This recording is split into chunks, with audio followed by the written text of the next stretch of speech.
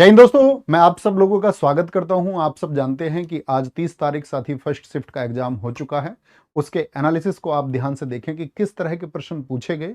जिन साथियों का कल परीक्षा है या फिर आपका शाम को एग्जाम है, वो एक बार बड़े ध्यान से देखेंगे कि किस तरह के प्रश्न आ रहे हैं, क्योंकि बच्चों के दिमाग में एक ही चीज सबसे ज्यादा थी कि कहीं भैया पैटर्न में तो कोई चेंज नहीं होगा, कहीं हिंदी में कुछ और तो नहीं पूछेगा, जीएस में जिस तरह से पूछी जा रही है उससे कुछ डिफरेंट पैटर्न होगा। तो उस पैटर्न के बारे में आप लोग एक बार प्रश्नों को देखें कि क्या उसमें बदलाव हुआ है और कितने प्रश्न आप ठीक करके आए हैं, या जिनका साथियों का एग्जाम अभी है तो वो कितने ठीक कर सकते हैं। तो उनकी तरफ से भी उत्तर की उम्मीद मैं करूंगा कि वो सब उत्तर बताएं। तो शुरू करेंगे। आज हिंदी की शुरुआत हुई। प्रश्न है आपका बैलगाड़ी में समास है, मतलब इस सेट में ये प्रश्न है, बाकी सेट में प्रश्न आगे पीछे हो सकते हैं। तो बैलगाड़ी में कौन सा समास है? द्विगु है आपका, या फिर तत्पुरुष है, या द्वंद्व समास होगा, या अव्ययी भाव होगा। तो बैलगाड़ी अर्थात बैल से जो चलने वाली गाड़ी, तो क्या बोल देंगे भैया? ये तत्पुरुष हो जाएगा। इसमें क्या हो जाएगा? इसमें आपका तत्पुरुष ठीक उत्तर हो जाता है। ठीक है। द्विगु में प्रथम पद संख्यावाची होना चाहिए, जैसे चवन्नी जैसे शब्द, नवरात्र जैसे शब्द। द्वंद्व में दोनों पद प्रधान होने चाहिए, भाई बहन जैसे शब्द, या फिर विलोम शब्द हो, अपना पराया जैसे शब्द हो। और अव्ययी भाव में क्या आ जाता है? प्रथम पद क्या आ जाता है? उपसर्ग आ जाता है। प्रति आ जाए, आपका यथा आ जाए, उन आ जाए, आदि उपसर्गों का प्रयोग होता है। 1992 में व्यास पुरस्कार के विजेता कौन थे? तो 1992 आप लोग जानते, 1991 में व्यास पुरस्कार की शुरुआत हुई। सबसे पहले किनको मिला था? सबसे पहले मिला था आपका, किनको सबसे पहले मिला था? डॉक्टर शिव प्रसाद सिंह को, क्योंकि शिव प्रसाद नहीं, सॉरी, शिव प्रसाद सिंह को नहीं, सबसे पहले मिला रामविलास जी को। रामविलास जी को मिला था 1991। 1991 नहीं पूछा, 1992 पूछा है। तो शिव प्रसाद सिंह फिर एकदम से ठीक हो जाएंगे। ठीक है।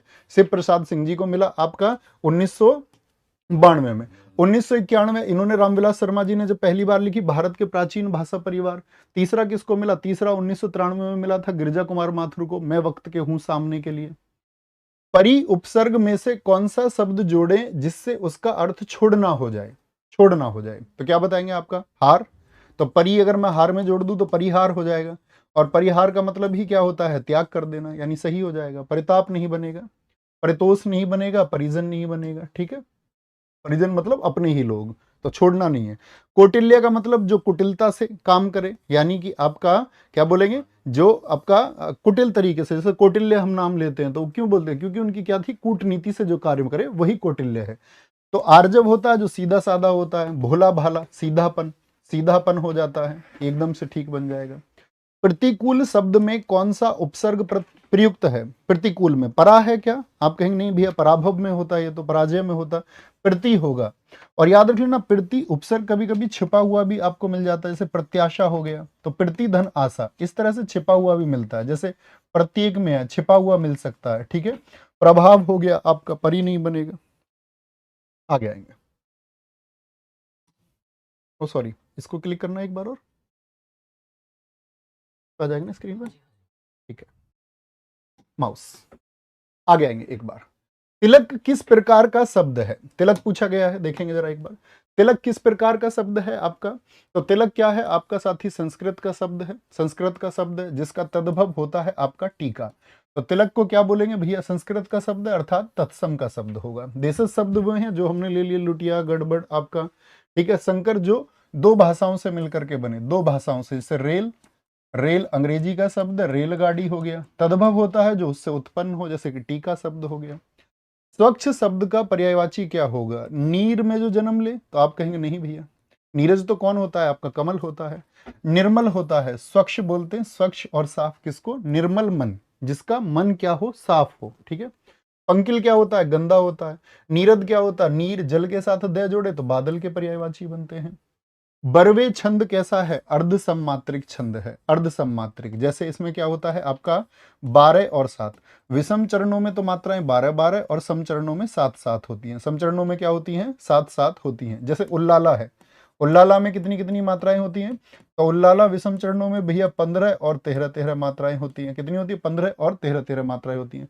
ऐसे ही आपको पता होना चाहिए सोरठा में कितनी कितनी मात्राएं होती है, तो आप कहेंगे 11 और 13 होती हैं भैया, 11 और 13 होती हैं। ठीक है। कौन सा शब्द है जो क्रिया विशेषण है?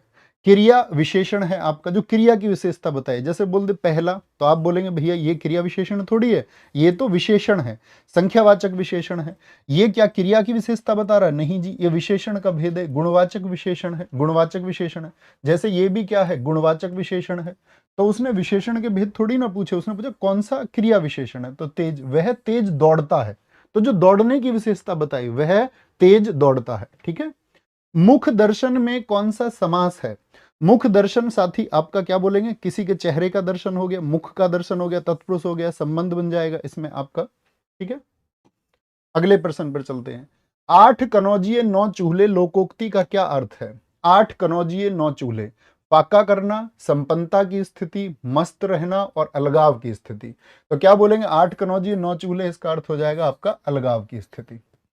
री ध्वनि किस स्वर के अंतर्गत आती है? क्या ये संयुक्त वर्ण है? आप कहेंगे नहीं भैया, संयुक्त वर्णों में 4 संयुक्त स्वर आ जाते हैं आपका, ए, दीर्घ ए, ओ और दीर्घ ओ आ जाते हैं। ठीक है। और संयुक्त वर्ण में फिर अगर स्वर के अलावा व्यंजन की बात करें तो आपका कषय आ जाता है, त्रय आ जाता है, श्रय आ जाता है और जिया आ जाता है। ठीक है।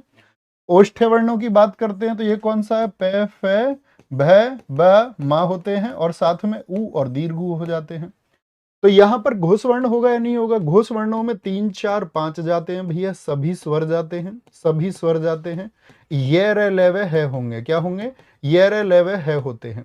और अगर बात करें आपका हस्व स्वर, कौन से? जो लघु स्वर है, ए, लघु ई, दीर्घ ई और आपका री होते हैं। अब आप देखेंगे आपका, सॉरी दीर्घ लिख दिया मैंने, क्या बोलेंगे? आपका लघु ए ई होगा, आपका ऊ होगा और साथ ही री होगा, यानी लघु स्वर हो जाएंगे हमारे। तो हम देखते हैं री ध्वनि किसके अंतर्गत आ जाएगी? वो हस्व स्वरों के अंतर्गत आ जाएगी। सभी स्वरों में कितने होते हैं? आपका 10 स्वर का गिनती होती है। कितने की? 10 स्वर की गिनती होती है। ओके, आगे आएंगे। री ध्वनि, अच्छा यहां पर देखिए ध्यान से, एक और प्रश्न यहां पर तय होता है, री ध्वनि किस स्वर के अंतर्गत आती है? तो फिर तो स्वर में तो हस्व स्वर सबसे परफेक्ट उत्तर हो जाएगा, सबसे परफेक्ट उत्तर यही होगा फिर तो। आगे आते हैं। निम्नलिखित प्रश्न में 4 विकल्पों में से क्रिया का सही रूप वाला विकल्प पहचानिए। शायद कल मीरा दिल्ली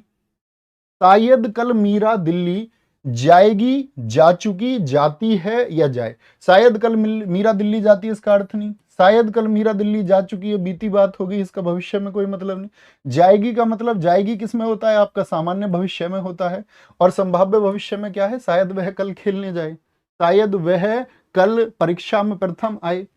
गाड़ी और गाढ़ी शब्द युग्म के लिए सही अर्थ क्या होगा? गाड़ी का मतलब क्या होता है भैया? रेलगाड़ी। गाड़ी का मतलब क्या हो गया? रेलगाड़ी, रेल पर चलने वाली गाड़ी, यानी रेल पर चलने वाला यान। तो किसमें है आपका? यान, एकदम से ठीक है। और गाढ़ी तो गहरी को बोलते हैं, जैसे गाढ़ी दाल। ठीक है, गाढ़ी दोस्ती होता है। भ्रमर शब्द के पर्यायवाची क्या होंगे? सहचर होगा। सहचर तो किसको बोलते हैं? सहगामी को, दोस्त को कहते हैं। और भ्रमर क्या होता है? वो होता है षटपद, मिलिंद जिसको कहते हैं, भ्रमर जिसको हम कहते हैं। पंचसर कौन है? ये कंदर्प है आपका, जिनको हम क्या बोलते हैं? कामदेव बोलते हैं, मनमथ कहते हैं। निशाकर कौन है? ये साथी आपका चंद्रमा है, चंद्रमा है। त्यागपत्र उपन्यास किसकी रचना है? जैनेन्द्र कुमार की रचना है, रेणु, फणीश्वर नाथ रेणु, प्रेमचंद्र या आपका अज्ञेय जी? अज्ञेय जी नहीं होंगे भैया, अज्ञेय जी नहीं होंगे। अज्ञेय जी की रचनाएं आप जानते हैं, क्या बोलेंगे? हरी घास पर क्षण भर, कितनी नावों में कितनी बार, आपका है ना। और प्रेमचंद जी की रचनाएं सभी जानते हैं। रेणु की मेला आंचल सबसे ज्यादा पूछी जाती है। फणीश्वर नाथ रेणु, मेला आंचल, अर्धनारीश्वर, क्या पूछता है? अर्धनारीश्वर रचना पूछी जाती है। और इनकी है मुक्ति बोध।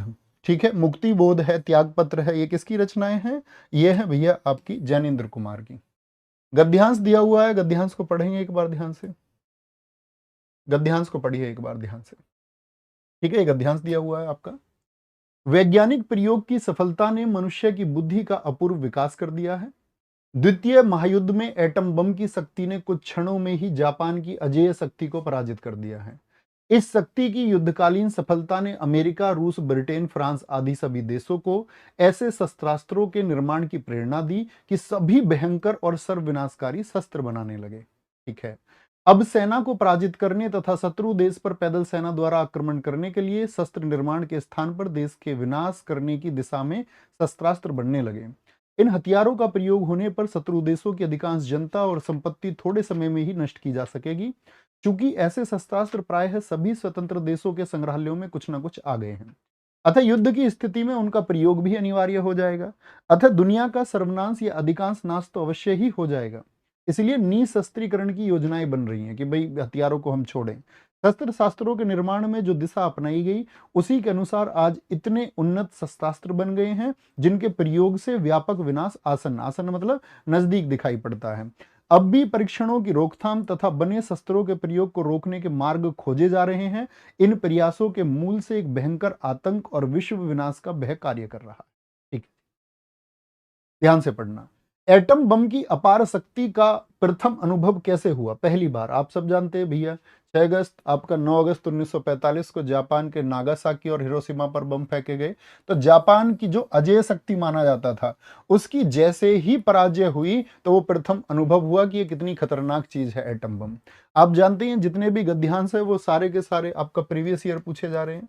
ऐसा कोई गद्यांश नहीं है, ऐसा कोई गद्यांश नहीं है। साथ ही आपका मैक्सिमम यूपी ट्रिपल एससी के साथ ही यूपी ट्रिपल एससी आपका जो फॉरेस्ट गार्ड में पूछा गया था यही, तो मतलब प्रीवियस ईयर है, कहने का मतलब है गद्यांश जितना भी पूछा गया है प्रीवियस ईयर पूछा गया है अब तक। बड़े बड़े देश आधुनिक विनाशकारी शस्त्रास्त्र क्यों बना रहे हैं? क्यों बना रहे हैं? अपने संसाधनों का प्रयोग करने के उद्देश्य से, पारस्परिक भय के कारण, या अपनी अपनी सेनाओं में कमी करने के उद्देश्य से?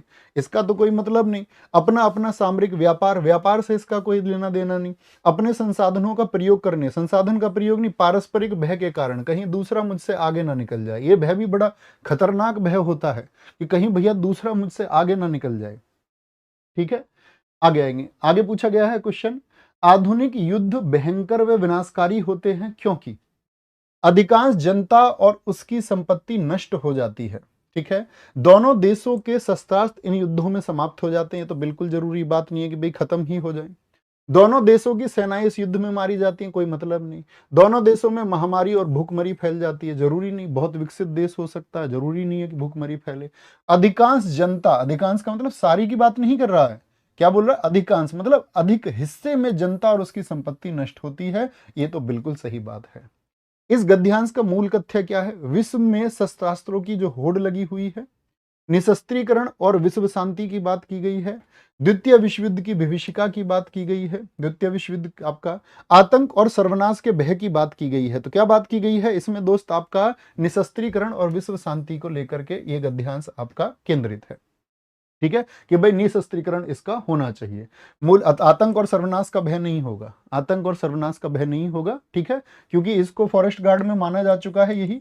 अब कुछ और मान ले तो बात दूसरी है, फिर ऑब्जेक्ट कर सकते हैं। देखो, कोई भी कुछ आंसर बताएं और उस आंसर में कोई अंतर है तो वो बड़ी बात नहीं है। बड़ी बात ये होगी कि आपकी जब आंसर की आएगी तो उस पर ऑब्जेक्ट करने के लिए क्वेश्चन होंगे या नहीं होंगे कि भैया इस पर ऑब्जेक्शन डालना है। ठीक है, भयंकर विनाशकारी आधुनिक शस्त्रास्त्रों को बनाने की प्रेरणा किसने दी थी? किसने दी थी? अमेरिका की विजय ने। तो मैंने आपको बताया तो विकसित देशों की विजय की बात की गई थी, आपने देखा भी होगा कि अमेरिका जीता, रूस जीता, आपका साथी ब्रिटेन, फ्रांस आदि। दूसरी लाइन में देखिए यहाँ, अमेरिका, रूस, ब्रिटेन, फ्रांस आदि देशों की क्या बोलेंगे, विजय ने प्रेरणा दी कि सबको।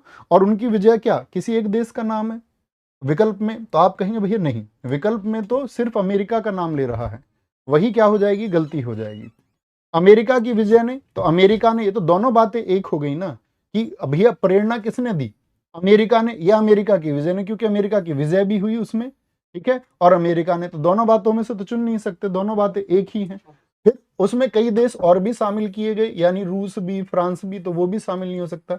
सीधी सी बात है कि जापान का जो विनाश हुआ, जैसे फॉरेस्ट गार्ड में इसको पूछा गया, तो फॉरेस्ट गार्ड में इसको पूछा गया था जापान के विनाश की जगह अन्य शब्द लेकर के। ठीक है, कि जापान के अणुबम ने, अणुबम के जो प्रभाव हुआ वहां पर विकल्प इसने इस बार बस इस विकल्प को बदल दिया, होना यही था। ठीक है, कोई दिक्कत?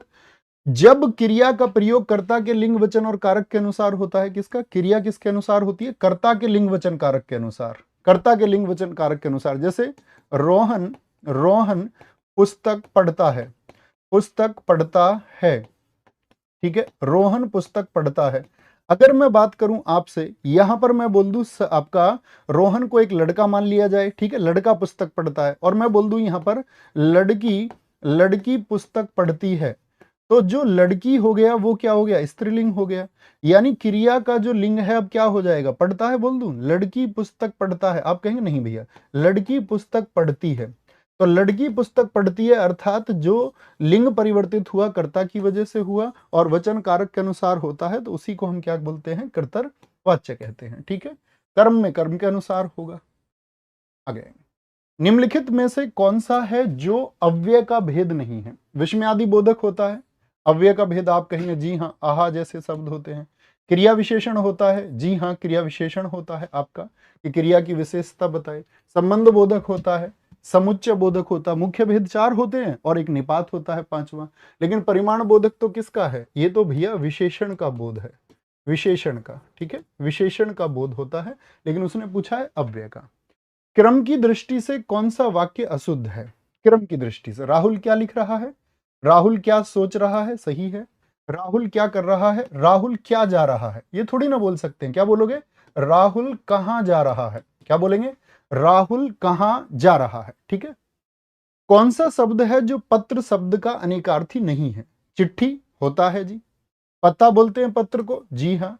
कागज कह सकते हैं, जी हाँ। पुष्प नहीं होगा। ठीक है, पुष्प क्या है, वह फूल है, उसका पत्र से लेना देना नहीं। निम्नलिखित में से कौन सा अर्थ अलंकार है, तो अर्थ अलंकार कौन सा होगा साथी, ये तो शब्द अलंकार हो गया। अनुप्रास, श्लेष भी शब्द अलंकार हो गया, यमक भी शब्द अलंकार हो गया, वीप्सा, वक्रोक्ति, ये क्या है साथी, आपके क्या बोलेंगे, आपके शब्द अलंकार। रूपक अर्थ अलंकार होता है, उपमा हो गया, अर्थ अलंकार होता है। निम्नलिखित में से कौन सा घोष वर्ण है, तो घोष वर्ण कौन कौन से होते हैं अभी बताइए आपको, 3 4 5 होंगे। सभी स्वर होते हैं, जितने भी स्वर हैं आपके, और साथ में आप क्या बोलेंगे, ये लेवे है होते हैं भैया। तो 3 4 5, तो च तो पहला ही हो गया, टेट है ये दूसरा हो गया, कैक है ये दूसरा हो गया, पैफ है बे में ये 5वां है। तो 5वां ही क्या हो जाएगा आपका, 5वां ही हो जाएगा आपका घोष वर्ण। छत से ईंट गिरी, छत से ईंट गिरी, तो छत से ईंट जब गिरी तो संबंध जुड़ रहा है क्या, तो से क्या होता है, अर्थात आपका या तो करण हो सकता है, तो छत के द्वारा थोड़ी ईंट गिराई जा सकती है भैया, छत से अलग हो गई है, तो अलग हो गई है तो अपादान होगा। वैसे भी करण दे भी नहीं रखा विकल्प में। मुख्य क्रिया के अर्थ को स्पष्ट करने वाली क्रिया। प्रेरणार्थक क्या होता है, जब कार्य अन्य किसी से कराया जाए, यानी कि वह रोहन से चिट्ठी लिखवाता है। नाम धातु कब होता है, जब इयाना आ जाए, जैसे लतियाना, बतियाना आदि शब्द आ जाए। नाम बोधक नहीं होगा आपका साथी, क्या बोलेंगे, सहायक क्रिया, एकदम से सही हो जाएगा। एक मुलाकात कहानी की कथनाकार कौन है आपका, कृष्णा सोबती जिंदगी नामा के लिए जानी जाती हैं, उषा राज होंगी, क्या बोलेंगे, उषा राज इसकी रचनाकार हैं साथी। नई रचना पूछी गई है, बड़ी टफ रचना पूछी गई है, मेरे हिसाब से तो ये शायद ही किसी बच्चे की पढ़ी हुई हो। ठीक है, किसी बच्चे ने पढ़ रखी होगी, वो विशेष बात है। अपवाद को छोड़कर वर्णमाला के अक्षरों के नाम किस लिंग में होते हैं, तो क्या बोलेंगे, अपवाद कौन कौन से हैं भैया, ई, दीर्घ, ही और री, ये क्या होते हैं, ये स्त्रीलिंग होते हैं। इन सब को छोड़ करके क्या होते हैं आपका, पुल्लिंग होते हैं सभी अक्षर, यानी 49 के 49 क्या है, पुल्लिंग है। अनेक शब्दों के लिए एक शब्द का चयन करें जिसे टाला ना जा सके, टाला ना जा सके यानी ऐच्छिक, ऐच्छिक तो क्या होता है, जिसकी इच्छा की गई हो, इच्छा की गई हो। अनिवार्य क्या होता है, जिस पर नियंत्रण ना पाया जा सके। अनिवृत्त हो गया, निवृत्त मतलब छुटकारा ना हो, जिससे अनिवार्य होगा, क्या होगा, अनिवार्य, जैसे टाला ही नहीं जा सकता, जैसे अनिवार्य प्रश्न है, आप उसको छोड़ नहीं सकते, ये प्रश्न करना ही होगा, करना ही होगा। ठीक है, कि भैया इसको, ये अनिवार्य प्रश्न है। निम्नलिखित वाक्य के लिए सही सही मुहावरा बताएं। मीठी मीठी बातों से लज्जित करना, मखमली जूते मारना, एकदम से ठीक है। पानी पानी हो जाना, वो तो शर्मसार हो जाना होता है। मिथ्या आडंबर, छोटा मुंह बड़ी बात कर दे कोई, ठीक है। छटांक चून चौबारे रसोई, बहुत बढ़िया, थोड़ा सा चून है और रसोई की बहुत तारीफ है, रसोई की बहुत तारीफ कर रहा है। छछुंदर के सिर चमेली का तेल, ये गलत हो जाएगा। ये तो क्या होता, अयोग्य व्यक्ति को योग्य चीज मिल जाए, मतलब उसको डिजर्व नहीं करता था लेकिन वो चीज मिल जाए, तो क्या बोलेंगे, वो हो जाता है छछुंदर के सिर में चमेली का तेल। अनाज का पर्यायवाची शब्द क्या होता है आपका, क्या बोलेंगे, सच्चे ही सही हो जाएगा, सच से ही सही हो जाएगा। ठीक है, कहावत शब्द में प्रयुक्त प्रत्यय कौन सा है, वत, आवत, हावत या कह, क्या बोलेंगे, आवत, क्या बोलेंगे इसको, आवत बोलेंगे। ठीक है, अद्भुत रस का स्थायी भाव कौन सा होता है, उत्साह वीर रस का होता है, भयानक रस का भय होता है, रौद्र रस का क्रोध होता है, और आपका अद्भुत रस का होता है विषम। तो जिन साथियों ने अभी आपका प्रश्नों को बनाया हो तो एक बार बताएं मुझे कि प्रश्नों को बनाया तो कितना स्कोर आपका परीक्षा के हिसाब से ठीक आया। वीडियो के बाद में भी बताया करोगे भैया मैं आज पेपर दे के आया तो ये मेरा स्कोर बना है, ठीक है।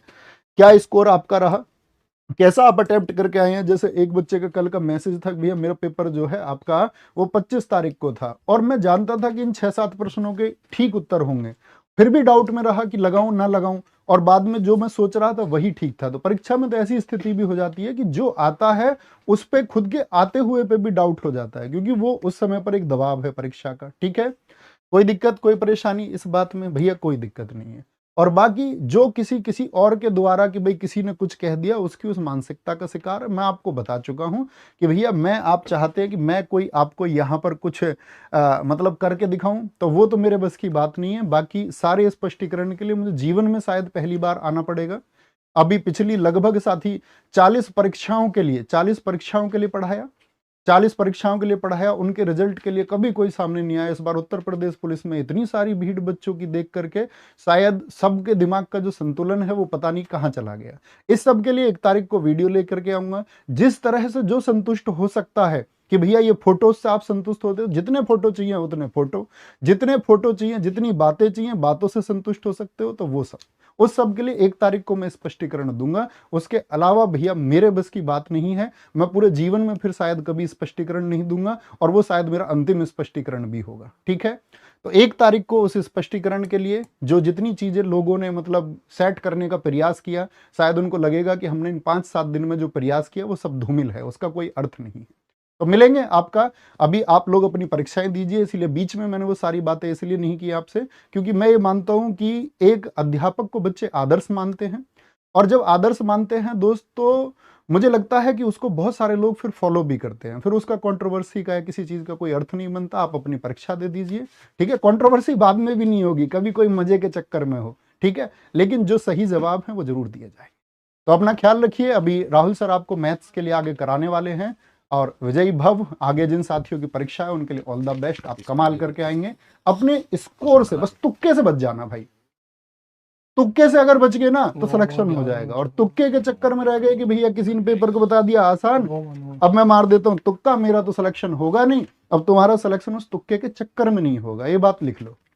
जो स्कोर चल रहा है जितना कर पा रहे हो, 2-4-5% की मैं कहता नहीं कि भैया 50-50 चांस है, आपको लग रहा है कि प्रबल और इसकी दावेदारी है कि उत्तर हो सकता है, विकल्प हो सकता है, उसको चुनिए। बाकी अनावश्यक उत्तर देने से बचिए, ठीक है।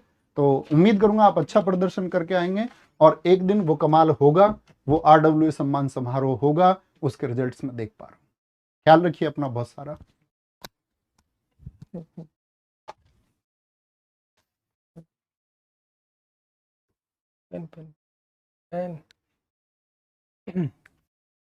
हेलो बच्चों, नमस्कार।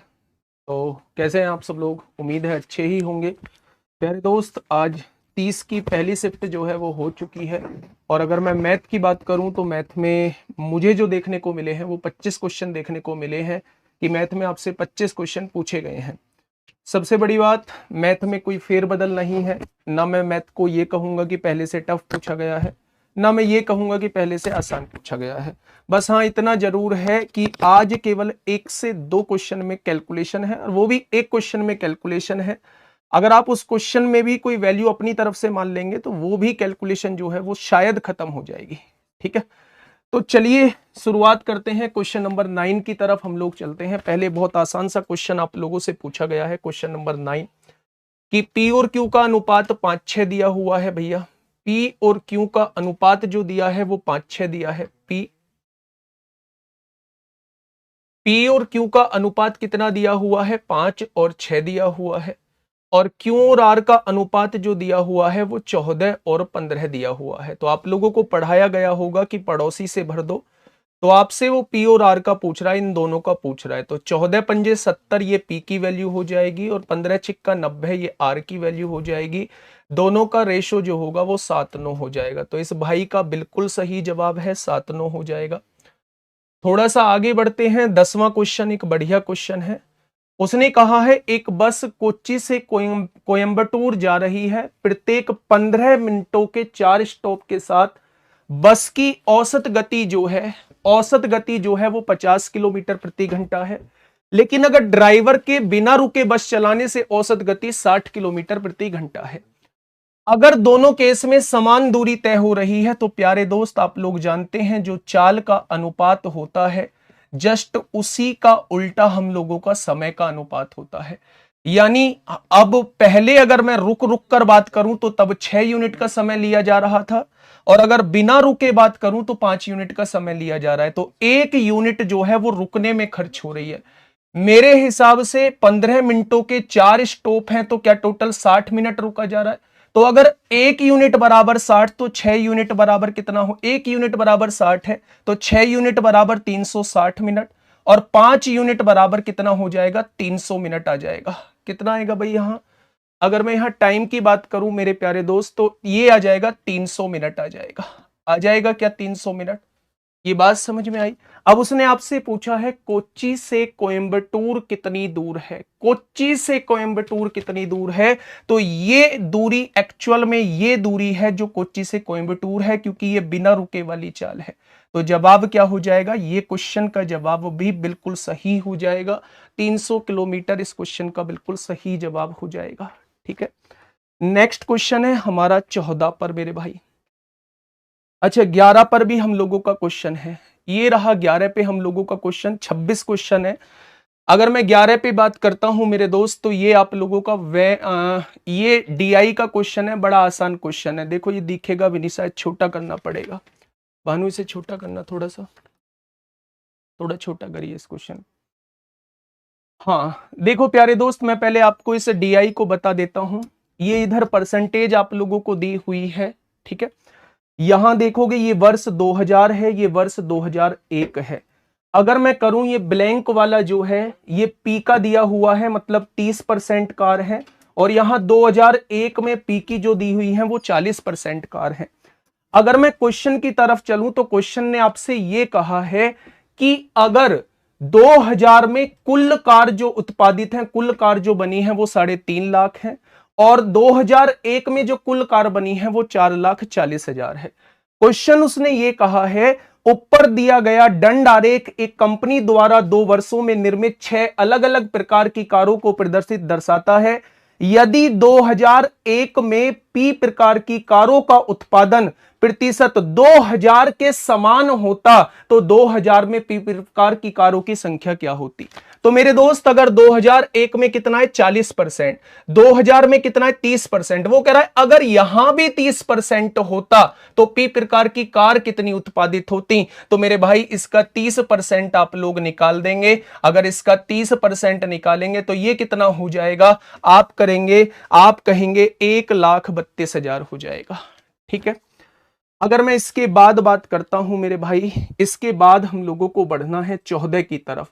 ये रहा 14वां क्वेश्चन आप लोगों से पूछा गया है। क्या कहा है क्वेश्चन ने, नीचे दिया गया बार ग्राफ ये दर्शा रहा है, भाई छोड़ो। उसने क्वेश्चन ने कहा है यदि विज्ञापन पर खर्च 2.55 करोड़ है, विज्ञापन कहां है 15, यानी 15% की वैल्यू कितनी दी हुई है, तो आप कहेंगे 2.55 करोड़। तो 1% की वैल्यू कितनी हो जाएगी, तो आप कहेंगे 2.55 बटे 15। अब क्वेश्चन ने पूछा क्या है, परिवहन और कर के बीच का अंतर क्या है। परिवहन पे 10% है, कर पे 7.5% है, दोनों के बीच का अंतर 2.5% है, यानी वो 2.5 की वैल्यू आपसे पूछना चाह रहा है। तो इस क्वेश्चन का जवाब क्या हो जाएगा, 42.5 लाख इस क्वेश्चन का बिल्कुल सही जवाब हो जाएगा। ठीक है, अब हम 14 के बाद डायरेक्ट चलने वाले हैं मेरे भाई, 31 की तरफ हम लोग चलने वाले हैं। ये सारा रीजनिंग, अच्छा ये एक और 18वां क्वेश्चन आप लोगों को शायद दिया हुआ है, 18वां क्वेश्चन और दिया हुआ है। चलो इसे भी सॉल्व कर लेंगे मेरे दोस्त, क्योंकि मैंने ये देखा नहीं था, अभी इसे लास्ट में सॉल्व कर लेंगे, है ना। इसका आंसर अभी मेरे पास नहीं है, सॉल्व कर लेंगे। आगे बढ़ते हैं। अगर मैं 31वें क्वेश्चन की याद दिलाना मुझे कौन सा क्वेश्चन सॉल्व करना है, 18वां क्वेश्चन मुझे सॉल्व करना है। 31वें क्वेश्चन की तरफ चलते हैं। 31वां क्वेश्चन क्या कहता है मेरे प्यारे दोस्त, ये थोड़ा सा कैलकुलेटिव क्वेश्चन था, जो मैं कह रहा था कि जिसमें कैलकुलेशन है, लेकिन मेरे भाई आपको इसमें अगर इस वैल्यू के साथ जाओगे तो थोड़ी सी कैलकुलेशन बढ़ जाएगी। आप टोटल जनसंख्या जो है वो 100 मान लेना। अगर टोटल जनसंख्या 100 है तो 25% जनसंख्या 25 हो जाएगी, 20% जनसंख्या 20 हो जाएगी, 8 हो जाएगी, 12 हो जाएगी और यहां 35 हो जाएगी। क्वेश्चन ने कहा है राज्य ए, राज्य बी और राज्य डी में पुरुषों की कुल संख्या सभी दिए गए राज्यों की कुल जनसंख्या के कितने प्रतिशत है। तो अगर मैं 25 का, पुरुष कितने हैं 5, कितने में से 8 में से, अगर इसका 5/8 निकाल दूंगा तो ये यहां पुरुषों की संख्या आ जाएगी। यहां पुरुष 3 है, कितने में से 4 में से, तो इसका 3/4 निकाल दूंगा तो यहां पुरुषों की संख्या आ जाएगी। और एक डी का पूछा है, मतलब इसका 3/8 निकाल दूंगा तो यहां पुरुषों की संख्या आ जाएगी। और इन तीनों की संख्या जो है वो टोटल का कितना प्रतिशत है वो आपसे पूछना चाह रहा है। तो बड़ा आसान बन जाता है अगर आप इस वैल्यू को ना लेके 100 एक वैल्यू ले लेते हैं। तो मेरे दोस्त 35.1 जो है इस क्वेश्चन का बिल्कुल सही जवाब हो जाएगा। 35.1 जो है वो बी ऑप्शन इस क्वेश्चन का बिल्कुल सही जवाब हो जाएगा। अगले क्वेश्चन की तरफ चलते हैं। क्वेश्चन नंबर 32, ये आपसे किसका पूछा है, डीआई का क्वेश्चन पूछ लिया। उसने पूछा है भैया किसका पूछना चाह रहा है, कॉर्पोरेट क्षेत्र में, यानी 34% का केंद्रीय कौन पूछना चाह रहा है। तो प्यारे दोस्त आप जानते हैं कि 100% का केंद्रीय कौन कितना होता है 360, तो 1% का कितना हो जाएगा 360/100, वो आपसे 34% का पूछना चाह रहा है। तो इस क्वेश्चन का जवाब कितना आ जाएगा, इस क्वेश्चन का जवाब जो है वो 122 के समथिंग आ जाएगा। ऑप्शन नंबर डी इस क्वेश्चन का जवाब हो जाएगा। नेक्स्ट क्वेश्चन जो आप लोगों का है अब है 38वें नंबर पे क्वेश्चन। 38वें नंबर पे क्वेश्चन देखिएगा, समझिएगा। उसने कहा एक वस्तु का मुद्रित मूल्य उसके क्रय मूल्य से 40% अधिक है। यदि क्रय मूल्य 100 मान लूं तो मुद्रित मूल्य कितना हो जाएगा 140 हो जाएगा। उसने कहा है इस पर कितनी छूट देनी चाहिए ताकि 12% का लाभ हो। 12% के लाभ का मतलब 112 में बेचना है। 140 पर कितनी छूट दी, 28 की छूट दी। किस पर, 140 पर, तो 100 पर कितनी हो जाएगी। प्यारे दोस्त यहां से जब आप निकालोगे तो आप कहोगे 20% की छूट बिल्कुल सही है। नेक्स्ट अगर 39वां पढ़ूं, एक वस्तु को 1700 में बेचने पर एक दुकानदार को 15% की हानि होती है। 15% की हानि का मतलब 85% पर बेचना होता है। बेचा कितने में है, 1700 में बेचा है। तो 1% की वैल्यू कितनी हो जाएगी, 1% की वैल्यू 20 हो जाएगी।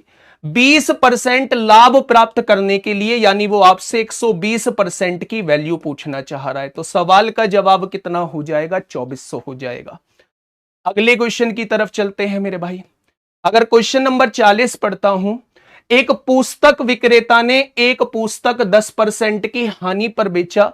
यदि वह इसे 1080 रुपए अधिक पर बेचता तो उसे 10% का लाभ होता। प्यारे दोस्त 10% की हानि 10% लाभ में कन्वर्ट हो गई, यानी 20% का चेंज आया। किसकी वजह से, 1080 की वजह से। तो 1% की वैल्यू कितनी हो जाएगी, 54 हो जाएगी। तो उसने वस्तु की कीमत पूछी है, यानी वो 100% की वैल्यू पूछना चाह रहा है। तो क्वेश्चन का जवाब क्या हो जाएगा, 5400 इस क्वेश्चन का जवाब हो जाएगा। ठीक है, बहुत बढ़िया। नेक्स्ट क्वेश्चन आगे बढ़ते हैं। एक परीक्षा में 8 छात्रों का औसत 5.1 था, 9 छात्रों का औसत 6.8 था, तो 17 छात्रों का औसत पूछा है। तो प्यारे दोस्त 8 की गुणा 8 एकम 8 होगा, 8 पंजे 40 होगा, ये योग आ जाएगा। 9 की गुणा 9 अट्ठे 72 को 2 हासिल 7, 9 छिक्का 54 और 7 61 हो जाएगा। आपने कहा 8 और 10 को 0 हासिल 1, क्या 102 आ जाएगा सभी का योग। अगर सभी के योग को सभी संख्याओं से डिवाइड कर दूं तो सभी का औसत 6 आ जाएगा। Option number D, option number D हो जाएगा। नेक्स्ट अगर मैं बात करूं 42वां क्वेश्चन, 7 क्रमागत पूर्णांकों का औसत 126 है, तो सबसे छोटा पूर्णांक। आप ये कहेंगे कि भाई औसत जो होता है वो ठीक बीच वाली संख्या होती है, तो क्या ये 126 हो जाएगी। इससे इधर सबसे छोटी पूछना चाह रहा है, इसके बारे में पूछ रहा है, तो 125, 124, 123 हो जाएगी। तो इस क्वेश्चन का जवाब हो जाएगा 123। एक तो आके ये कह रहा है एक तो आके ये कह रहा है जी लेवल बढ़ाओ। अब की बार भैया कहना नहीं चाहिए, नहीं तो मैं ये कहता कि लेवल बढ़ाऊंगा 30 की सेकंड शिफ्ट में, पर 30 की सेकंड शिफ्ट वाले नाराज हो जाएंगे मेरे भाई। लेवल बढ़ाऊंगा अब इस एग्जाम के बाद, है ना। आ जाओ। क्वेश्चन ने कहा है एक बर्तन में दूध और पानी का अनुपात आप लोगों को दिया हुआ है 3:4। यदि हम इसमें 10 लीटर दूध और 10 लीटर पानी मिलाते हैं तो अनुपात 4:5 हो जाता है। 3 से 1 बढ़ा 4, 4 से 1 बढ़ा 5, यानी मेरे हिसाब से दोनों चीज एक मिलाई जा रही है। उसने 10 कहा है, 1 बराबर 10 हो गया। तो उसने पूछा है प्रारंभ में कुल मिश्रण कितने लीटर मौजूद था, तो वो 7 पार्ट की वैल्यू पूछना चाह रहा है। अगर 1 बराबर 10 तो 7 बराबर कितना हो जाएगा, 70 हो जाएगा। ठीक है, क्वेश्चन नंबर 43 तक हो चुके हैं। नेक्स्ट क्वेश्चन नंबर 44 की तरफ चलते हैं। क्या कहना चाह रहा है क्वेश्चन, ए और बी स्टील के दो भारी खंड हैं। यदि बी को ए के शीर्ष पर रखा जाता है तो वजन 60% बढ़ जाता है। यानी अगर ए का वजन पहले 100 था, अगर बी को इसके ऊपर रख दिया जाता है तो 60% बढ़ने का मतलब है 160 हो जाता है। अब उसने कहा यदि बी को ए के शीर्ष से हटा दिया जाए तो क्या फिर से 100 हो जाएगा। तो ए और बी के कुल वजन की तुलना में कितना वजन कम हो जाएगा, भैया 60 कम हो जाएगा। किसकी तुलना में, दोनों की तुलना में। तो 100 से कितना, यही वो आपसे पूछना चाह रहा है। 2 तिया 6, 2 अट्ठे 16 होगा। 4 से काटोगे 25 बार, 4 से 2 बार, 25 तिया 75/2 का मतलब 37.5 होता है। ठीक है, आगे बढ़ते हैं मेरे भाई। 45वां क्वेश्चन देख लो मेरे दोस्त। साधारण ब्याज पर 20 वर्षों में एक धनराशि 4 गुना हो जाती है। 4 गुना होने का मतलब है ब्याज 3 लगा होगा। रेट आपको नहीं पता है, समय आपको 20 वर्ष दे रखा है, बटे में 100 दे रखा है। तो आंसर कितना हो जाएगा, 15% ब्याज की दर हो जाएगी। ठीक है, आगे बढ़े। अगर बात कर दूं, यहां पे देखिए 10% की छूट देने के बाद 8% का लाभ प्राप्त करने के लिए क्रय मूल्य से अंकित मूल्य की कितने प्रतिशत वृद्धि होनी चाहिए। आप लोग जानते होंगे सीपी और एमपी में कैसे रेशो निकलता है। 100 में से छूट घटा दीजिए 90 आ जाएगा, 100 में लाभ जोड़ दीजिए 108 आ जाएगा। 18 पंजे 90, 18 छिक्का 108। कितना बढ़ानी पड़ेगा अंकित मूल्य, 1। किससे, 5 से। तो 100 से कितना, क्या आप कह देंगे 20% बढ़ाना पड़ेगा, क्या आप कह देंगे 20% बढ़ाना पड़ेगा। आगे बढ़ते हैं। अगर मैं आगे देखूं तो उसने कहा है ए और बी की आयु का अनुपात 3:2 है। 10 वर्ष बाद उनकी आयु का योगफल 80 होगा। क्या दोनों की 10-10 वर्ष बढ़ी होगी। तो अगर मैं इसमें से 20 साल घटा दूं तो क्या दोनों की वर्तमान आयु का योग आ जाएगा। अगर दोनों का योग देखूं तो 5 है, उसने कितना दिया है 60, तो 1 बराबर कितना होगा 12, तो 3 बराबर 36 हो जाएगा, 2 बराबर 24 हो जाएगा। ठीक है, तो इस क्वेश्चन का जवाब हो जाएगा ये। ठीक है भाई, अगर हम आगे बढ़े 48वां क्वेश्चन क्या कहता है, एक डॉक्टर इतने रुपए उधार लेता है, वह 2 समान वार्षिक किस्तों में पैसा चुकाता है। चक्रवृद्धि ब्याज की दर 4% है। भैया किस्तों का क्वेश्चन आ गया।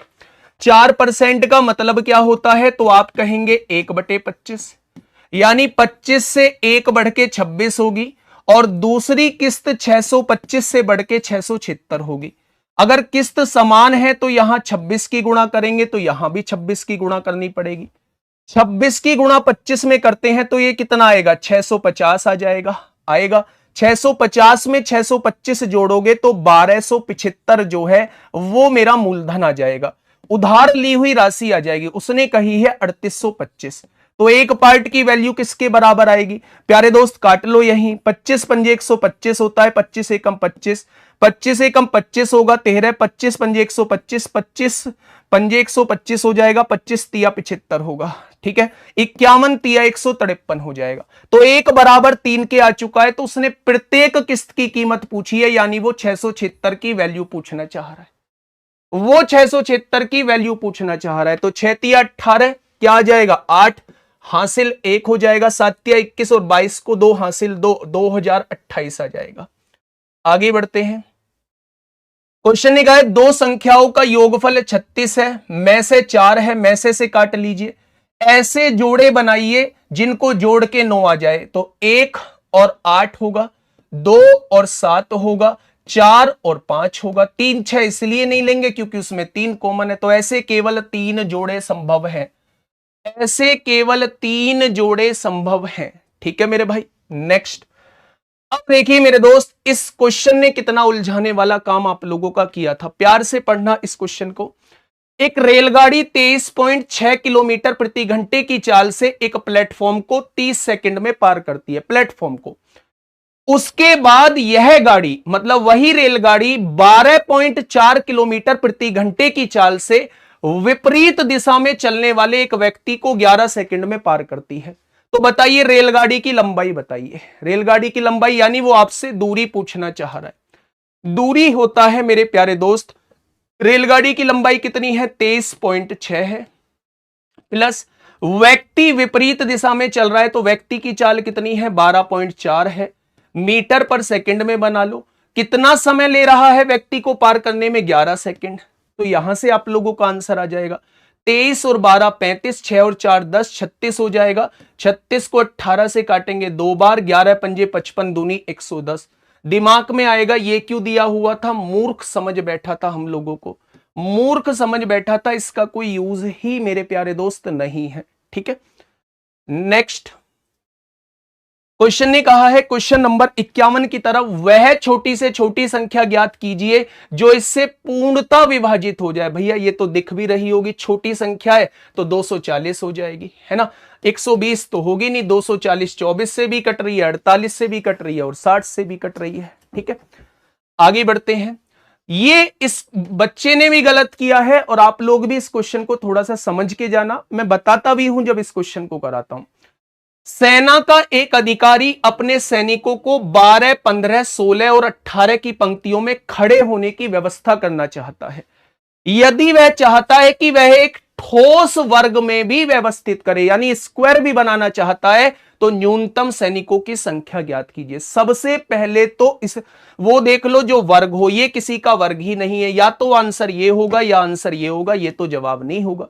अगर मैं इसे देखूं तो 12 से डिवाइड ये हो जाएगा, 15 से हो जाएगा, लेकिन ये महोदय 16 से डिवाइड नहीं होंगे। तो मेरे प्यारे दोस्त इस क्वेश्चन का जवाब जो है वो यही हो जाएगा।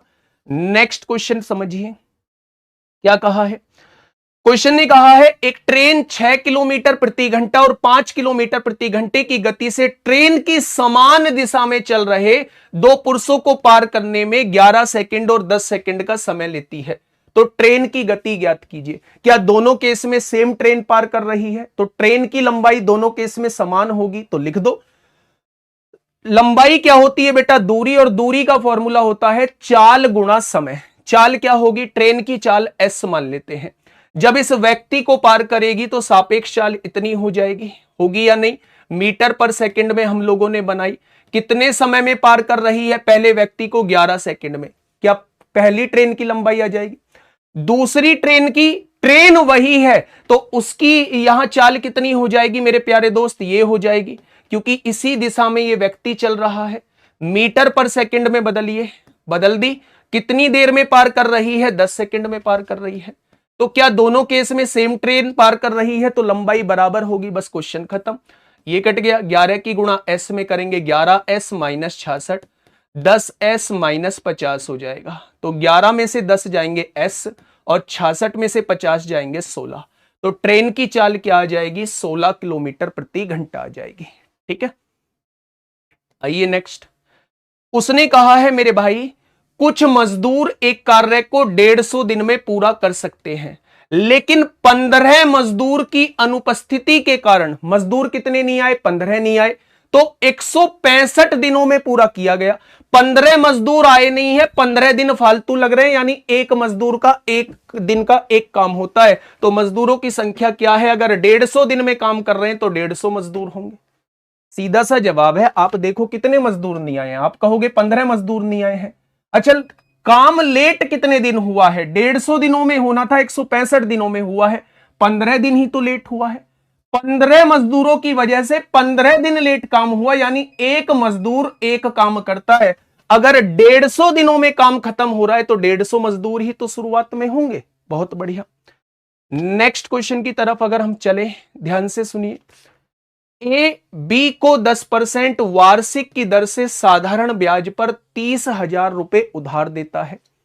5 वर्षों के बाद बी बकाया राशि का निपटान करने के लिए 40,000 रुपए देता है और एक घड़ी देता है। अच्छा एक बात मुझे बताओ, अगर 30,000 रुपए उसने उधार लिए हैं तो 5 वर्ष का 10% के हिसाब से 50% जो है वो ब्याज बैठ जाएगा, यानी 15,000 रुपए ब्याज के हो जाएंगे। 30,000 उधार लिए थे, 15,000 ब्याज के हो गए, अब कितने लौटाएगा? 45,000। 40,000 तो उसने नगद दे दिए और एक घड़ी दे दी, तो घड़ी की कीमत क्या होगी भैया? 5,000 हो जाएगी।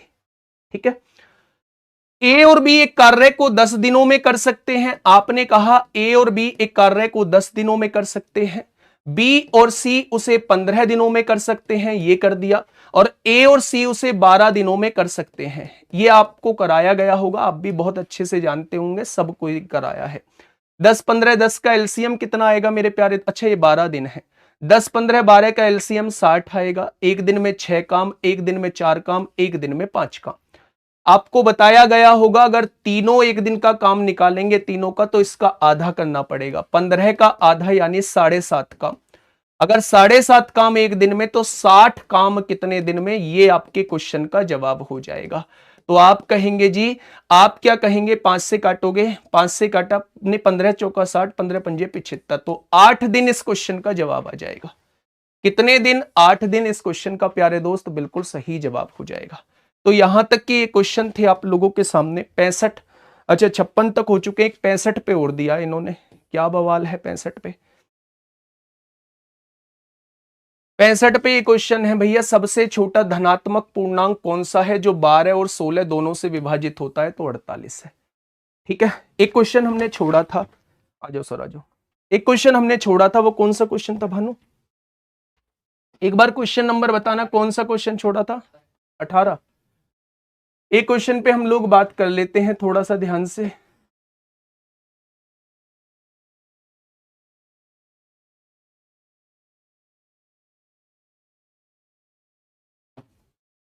ये रहा क्वेश्चन। ने कहा एक आयताकार मैदान की लंबाई और चौड़ाई दी हुई है 8:7 के अनुपात में है, यानी मैदान की लंबाई है 8 है और मैदान की चौड़ाई है 7 है।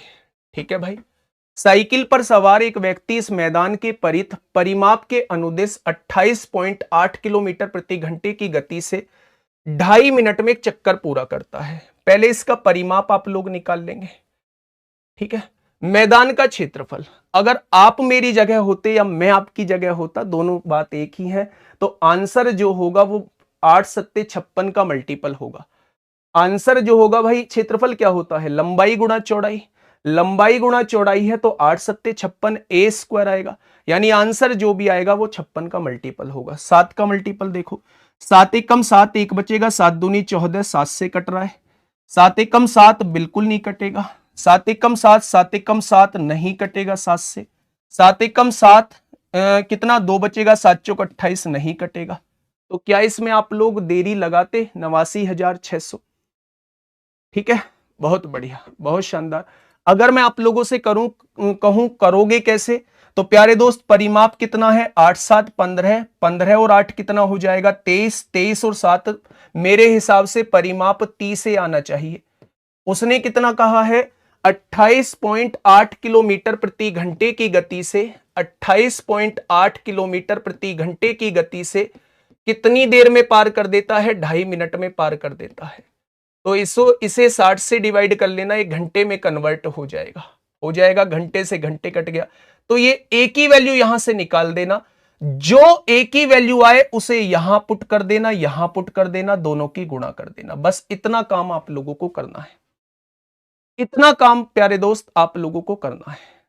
ठीक है, मैंने आपको करने का तरीका बता दिया है, ये काम आप लोगों को करना है। बाकी अगर मैं देखूं कि मल्टीपल से भी हो सकता, 1% ऐसा भी हो सकता है कि नीचे कुछ वैल्यू आ रही हो, वो 7 का मल्टीपल ही ना बचाओ, तो मेथड मैंने आपको बता दिया है, मेथड से ऐसे क्वेश्चन हो जाएगा।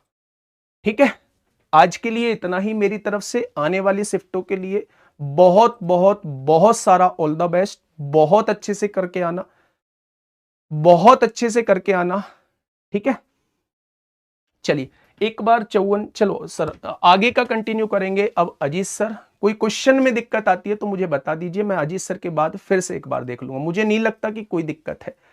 आप जो मैंने मजदूर वाला क्वेश्चन कराया था, आप उसे शुरू के मजदूर ए मान लेना, बाद के मजदूर ए माइनस 15 मान लेना।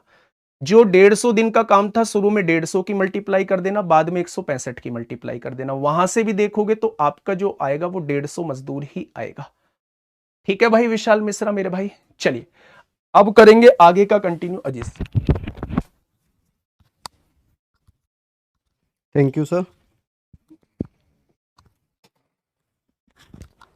तो सभी को नमस्कार, राधे राधे। देखिए हम लोग जीएस का पोर्शन यहाँ पर ले आते हैं और जीएस इस वाले सेट में 113 नंबर से स्टार्ट हो रही है और ओवरऑल जीएस की भी बात करेंगे तो पहले मैं क्वेश्चंस ले आता हूँ। 113वें नंबर पे हम आ जाते हैं।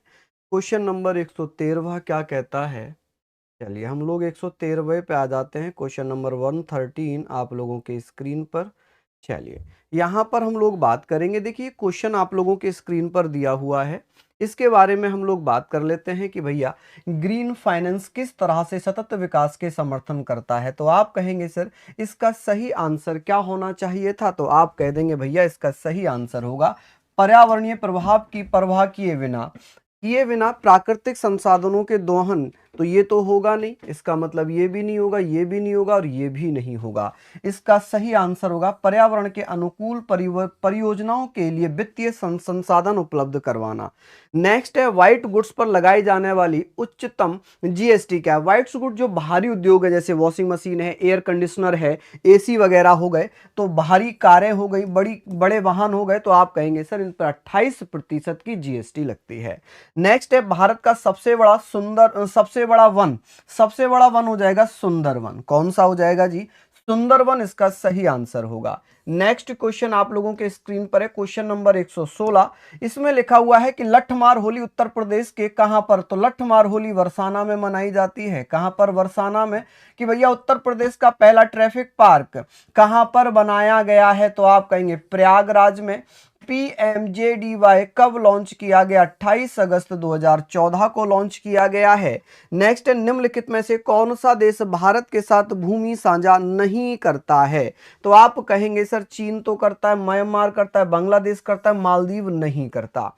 किस युद्ध से भारत में ब्रिटिश औपनिवेशिक शासन की शुरुआत हुई है, तो आप कहेंगे प्लासी का युद्ध इसका सही आंसर होगा।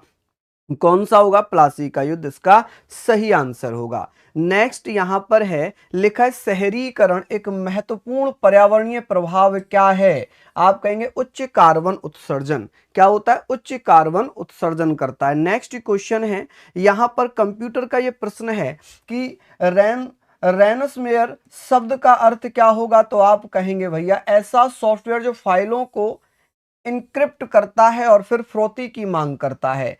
सदगति, आप कहेंगे सदगति भैया प्रेमचंद जी की है। नेक्स्ट क्वेश्चन पर चलते हैं। क्वेश्चन नंबर 124 क्या कहता है, क्वेश्चन नंबर 124 में लिखा है निम्नलिखित में से किस पूर्व भारतीय प्रधानमंत्री को भारत रत्न नहीं मिला, मनमोहन सिंह जी को नहीं मिला है। नेक्स्ट है भारत में प्रथम जनगणना, तो आप कहेंगे मेयो के द्वारा कराई गई थी।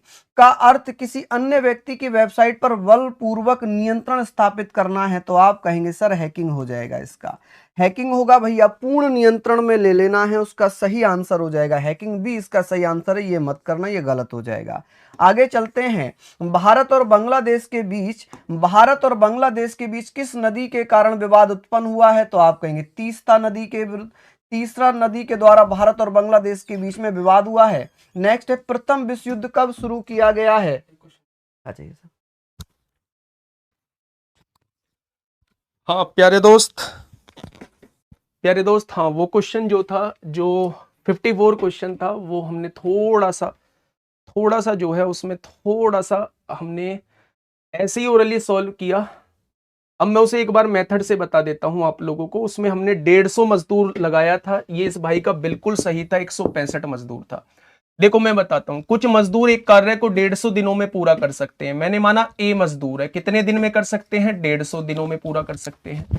15 मजदूर अनुपस्थित रहे, यानी मजदूर हो गए A-15, कितने दिनों में कर सकते हैं, 165 दिनों में कर सकते हैं। भाई मेरे काट लो, 5 से काटोगे, 5 से या तो 15 से काट लो, 15 से काटोगे 10 बार कट जाएगा, 15 एकम 15, 15 एकम 15 हो जाएगा। तो इधर क्या हो चुका है, 10 ए हो चुका है। और इधर क्या हो चुका है मेरे दोस्त 11a माइनस 11 पंजे 55 को 5 हासिल 1 11 एकम 11 5 16 ये इधर आएगा तो 165 पॉजिटिव हो जाएगा और 11a में से 10 ए जाएगा तो ये ए आ जाएगा। तो मेरे प्यारे दोस्त 165 मजदूर इस क्वेश्चन का बिल्कुल सही जवाब हो जाएगा। ये गलती से 150 मजदूर हमने जल्दी जल्दी में टिक कर दिया था, इसका जवाब जो हो जाएगा वो 165 मजदूर हो जाएगा। वो मैंने तब देखा था जब एक भाई का कमेंट आया था कि एक जो है क्वेश्चन देख लो प्यारे दोस्त, तो इसलिए मैंने वो क्वेश्चन आपको देखा था। ठीक है, आगे का कंटिन्यू अब करेंगे सर। चलिए, तो हम लोग क्वेश्चन नंबर कहाँ पहुंच गए थे? तो हम लोग क्वेश्चन नंबर हम बात करेंगे यहाँ पर कि हमारा जो क्वेश्चन चल रहा था, हम आ गए थे भैया किस पे? हम क्वेश्चन नंबर में देख लेता हूं हमने कहां तक पढ़ लिए थे। 113 से हमने स्टार्ट किए थे और हम 124 तक पहुंच गए थे। 124 तक हम लोग पहुंच गए थे। हमने यहाँ पर पढ़ लिया था प्रेमचंद, इसका सही आंसर है।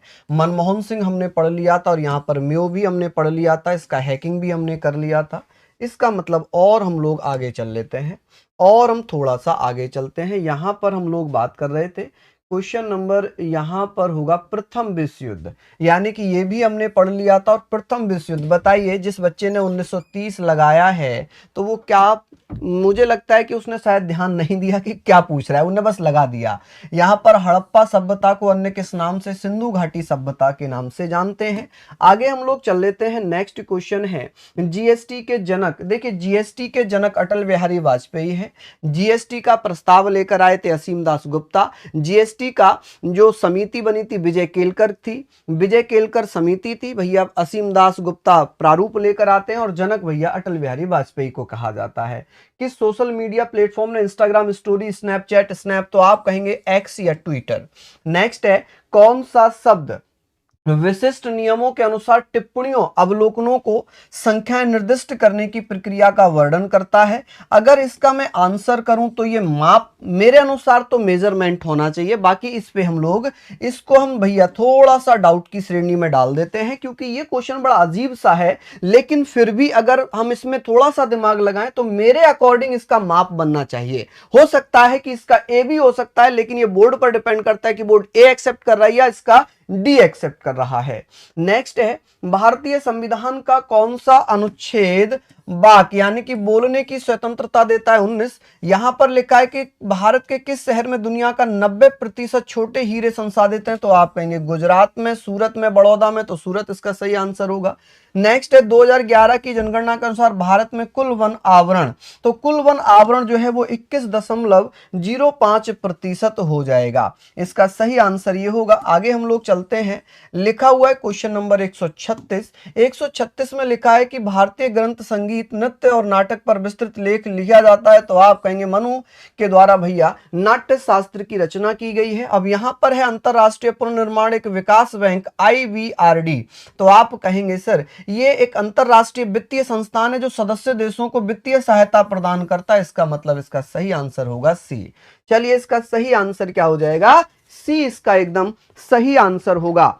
चलिए हम लोग बात करें क्वेश्चन नंबर 137। आप लोग देख लीजिए कि भैया इसका सही आंसर है या नहीं है।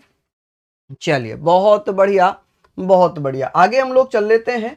क्वेश्चन नंबर आगे चलते हैं। हाँ जी, क्वेश्चन नंबर 137 का हमने सी लगा लिया है माय डियर। नेक्स्ट क्वेश्चन है आप लोगों के स्क्रीन पर कि हरित क्रांति जिनसे, तो हरित क्रांति जिसने कई विकासशील देशों में कृषि उत्पादन में उल्लेखनीय ढंग से वृद्धि की जो मुख्य रूप से शामिल है, तो आप कहेंगे उच्च बीज किस्म और रासायनिक उर्वरक, यानी कि HYB। आप लोगों ने पढ़ रखा होगा, यहीं से अनुमान लगा लेना था। समस्या के बारे में अधिक से अधिक स्पष्ट विचार प्राप्त करने के लिए क्षेत्र अध्ययन के नियमों को लागू करने वाला क्या कहलाता है? आप कहेंगे सर व्यवहारिक अध्ययन कहलाता है। क्या कहलाता है? व्यवहारिक अध्ययन कहलाता है। ठीक है जी, चलिए बहुत बढ़िया। नेक्स्ट क्वेश्चन है, लिखा है, अब यहां पर बच्चा कंफ्यूज होगा कि केंद्रीय कृषि विश्वविद्यालय कहां है? मणिपुर के इम्फाल में। अगर पूछा जाता उत्तर प्रदेश में तो यहां पर रानी लक्ष्मीबाई केंद्रीय कृषि विश्वविद्यालय है। ठीक है जी, यहां पर मणिपुर इसका सही आंसर करना था। नेक्स्ट है आर्कटिक परिषद जलवायु परिवर्तन और आर्कटिक शासन को संबोधित करने में कैसे मदद करती है? तो इसका सही आंसर आप लोग बताएंगे कि इसका सही आंसर क्या है। तो हम लोग यहां पर बता देते हैं। चलिए, तो इसका क्या होगा, आप कहेंगे सर पर्यावरण विनियमों का पालन नहीं करने वाले सदस्यों पर प्रतिबंध लगाती है। तो इसका सही आंसर क्या हो जाएगा, सी इसका सही आंसर होगा। चलिए, सी इसका सही आंसर होगा। नेक्स्ट क्वेश्चन की तरफ चलेंगे। आगे लिखा है कि यहां पर भारत के प्रथम राष्ट्रपति, जानते ही होंगे डॉक्टर राजेंद्र प्रसाद भारत के प्रथम राष्ट्रपति थे। प्रथम राष्ट्रपति की बात हुई थी। आगे चल लेते हैं। लिखा है मानव अधिकार दोनों में शामिल। अब यहां पर मानव अधिकार, आप कहेंगे राइट्स एंड ऑब्लिगेशंस, इसका सही आंसर होगा। ठीक है, तो अधिकार और दायित्व, स्वतंत्रता और विशेष अधिकार तो किसी कीमत पर नहीं होगा, विशेष अधिकार किसी कीमत पर नहीं होगा, बसता है स्वतंत्रता और दायित्व, ये भी भैया आता है, लेकिन यहां पर दोनों शामिल हैं, इसका मतलब हम ए को रख लेते हैं। इसका सही आंसर ए हो जाएगा। लिखा है स्पेस एक्स पहले निजी तौर पर वित्त पोषित अंतरिक्ष कार्यक्रम की सही स्थापना एलन मस्क, सही आंसर है।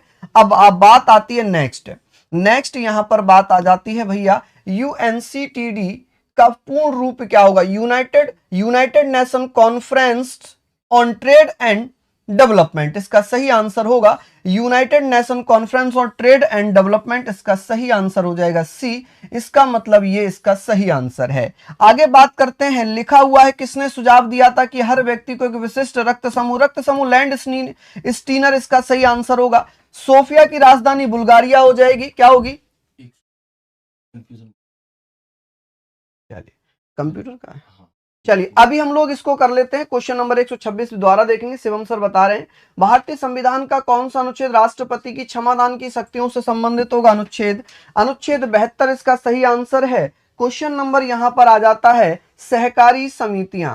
हम बात कर रहे हैं सहकारी समितियों का प्राथमिक उद्देश्य क्या होगा, सेवाओं को, यहां पर आप कहेंगे सेवाओं सदस्यों की सेवा करना। साइबर सुरक्षा के लिए निम्नलिखित में से कौन सी संस्था जिम्मेदार है, तो इसका सही आंसर ये हो जाएगा। अच्छे बच्चे, क्वेश्चन नंबर 126 आप लोगों के स्क्रीन पर होगा। हम देख लेते हैं पहले हमने उसका क्या लगाया। क्वेश्चन नंबर 126, क्वेश्चन नंबर 126 यहां पर हम लोग बात कर रहे हैं इसका, भी हो सकता है। देखो ये भी शिवम सर कह रहे हैं ये भी हो सकता है या फिर ये भी हो सकता है, ठीक है, इसके ज्यादा चांस है तो इसको लगा लेते हैं। बाकी शिवम सर ने बताया है ये क्वेश्चन, तो ये भी हो सकता है या फिर ये भी हो सकता है, तो आप कहेंगे फिर तो इसका ये आंसर होना चाहिए, है ना।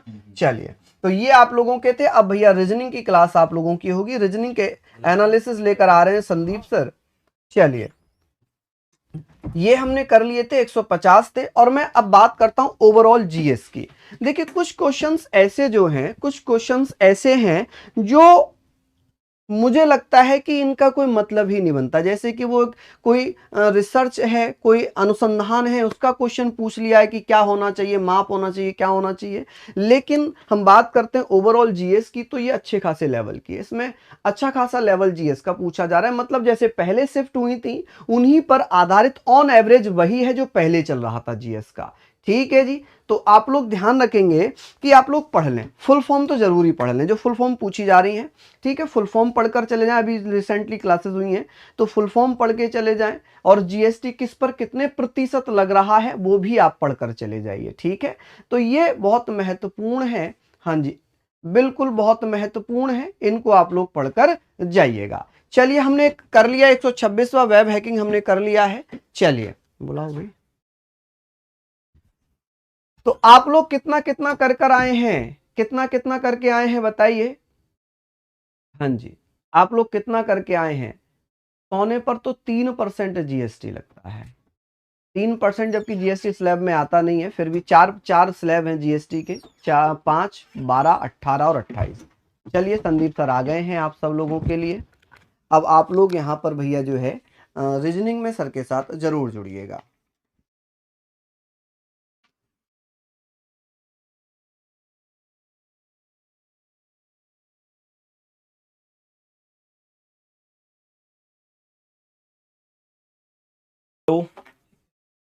नमस्कार प्यारे साथियों, कैसे हैं आप सभी। आशा करता हूं बहुत अच्छे होंगे और बहुत बेहतरीन तरीके से एग्जाम आपका हुआ होगा। कुछ क्वेश्चन हालांकि फिर से वही कि काटने पीटने वाले 1-2 क्वेश्चन, मतलब एक ही क्वेश्चन पूछा गया है, तो वहां से मैं ये कह सकता हूं कि क्वेश्चन थोड़ा सा टफ है। लेकिन मैं ओवरऑल फिर भी यही बहुत बात बोलूंगा कि भाई आसान क्वेश्चन भी एग्जामिनेशन हॉल में बैठकर हल्का सा कठिन लगता है बच्चों को, क्योंकि बच्चे के दृष्टिकोण से हमें सोचना है, अपने दृष्टिकोण से नहीं सोचना है। बाकी एग्जाम एक बार बताएंगे कैसा हुआ एग्जाम, थम्स अप करो। रीजनिंग कैसी हुई है आप लोगों की, मैं एक बार आपको बताऊंगा कि आपका कौन से क्वेश्चन का क्या आंसर होना चाहिए था। एक बार सभी प्यारे दोस्त बता दो, ठीक है। और मेरे प्यारे दोस्तों एक बार देख लेते हैं ओवरऑल क्या पूछा गया है। तो हमारे पास अभी जो सेट है, कुछ सेट अलग हो सकते हैं, ऑप्शन आगे पीछे हो सकते हैं, तो अपने ऑप्शन से मिलते हुए चलना। और एक बार मैं आपको बताऊंगा कि रीजनिंग में आपका कितना स्कोर, मतलब मिलाते हुए चलना कि कितने आपके क्वेश्चन ठीक हो सकते हैं। सही है, तो सभी प्यारे दोस्त एक बार आ जाएंगे। और कहां से चलेगा ये,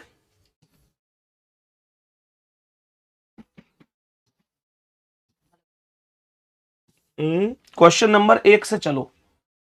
रीजनिंग शुरू में ये इस प्रैक्टिस सेट में जो मेरे मतलब इस पेपर में जो मेरे पास है, ठीक है। तो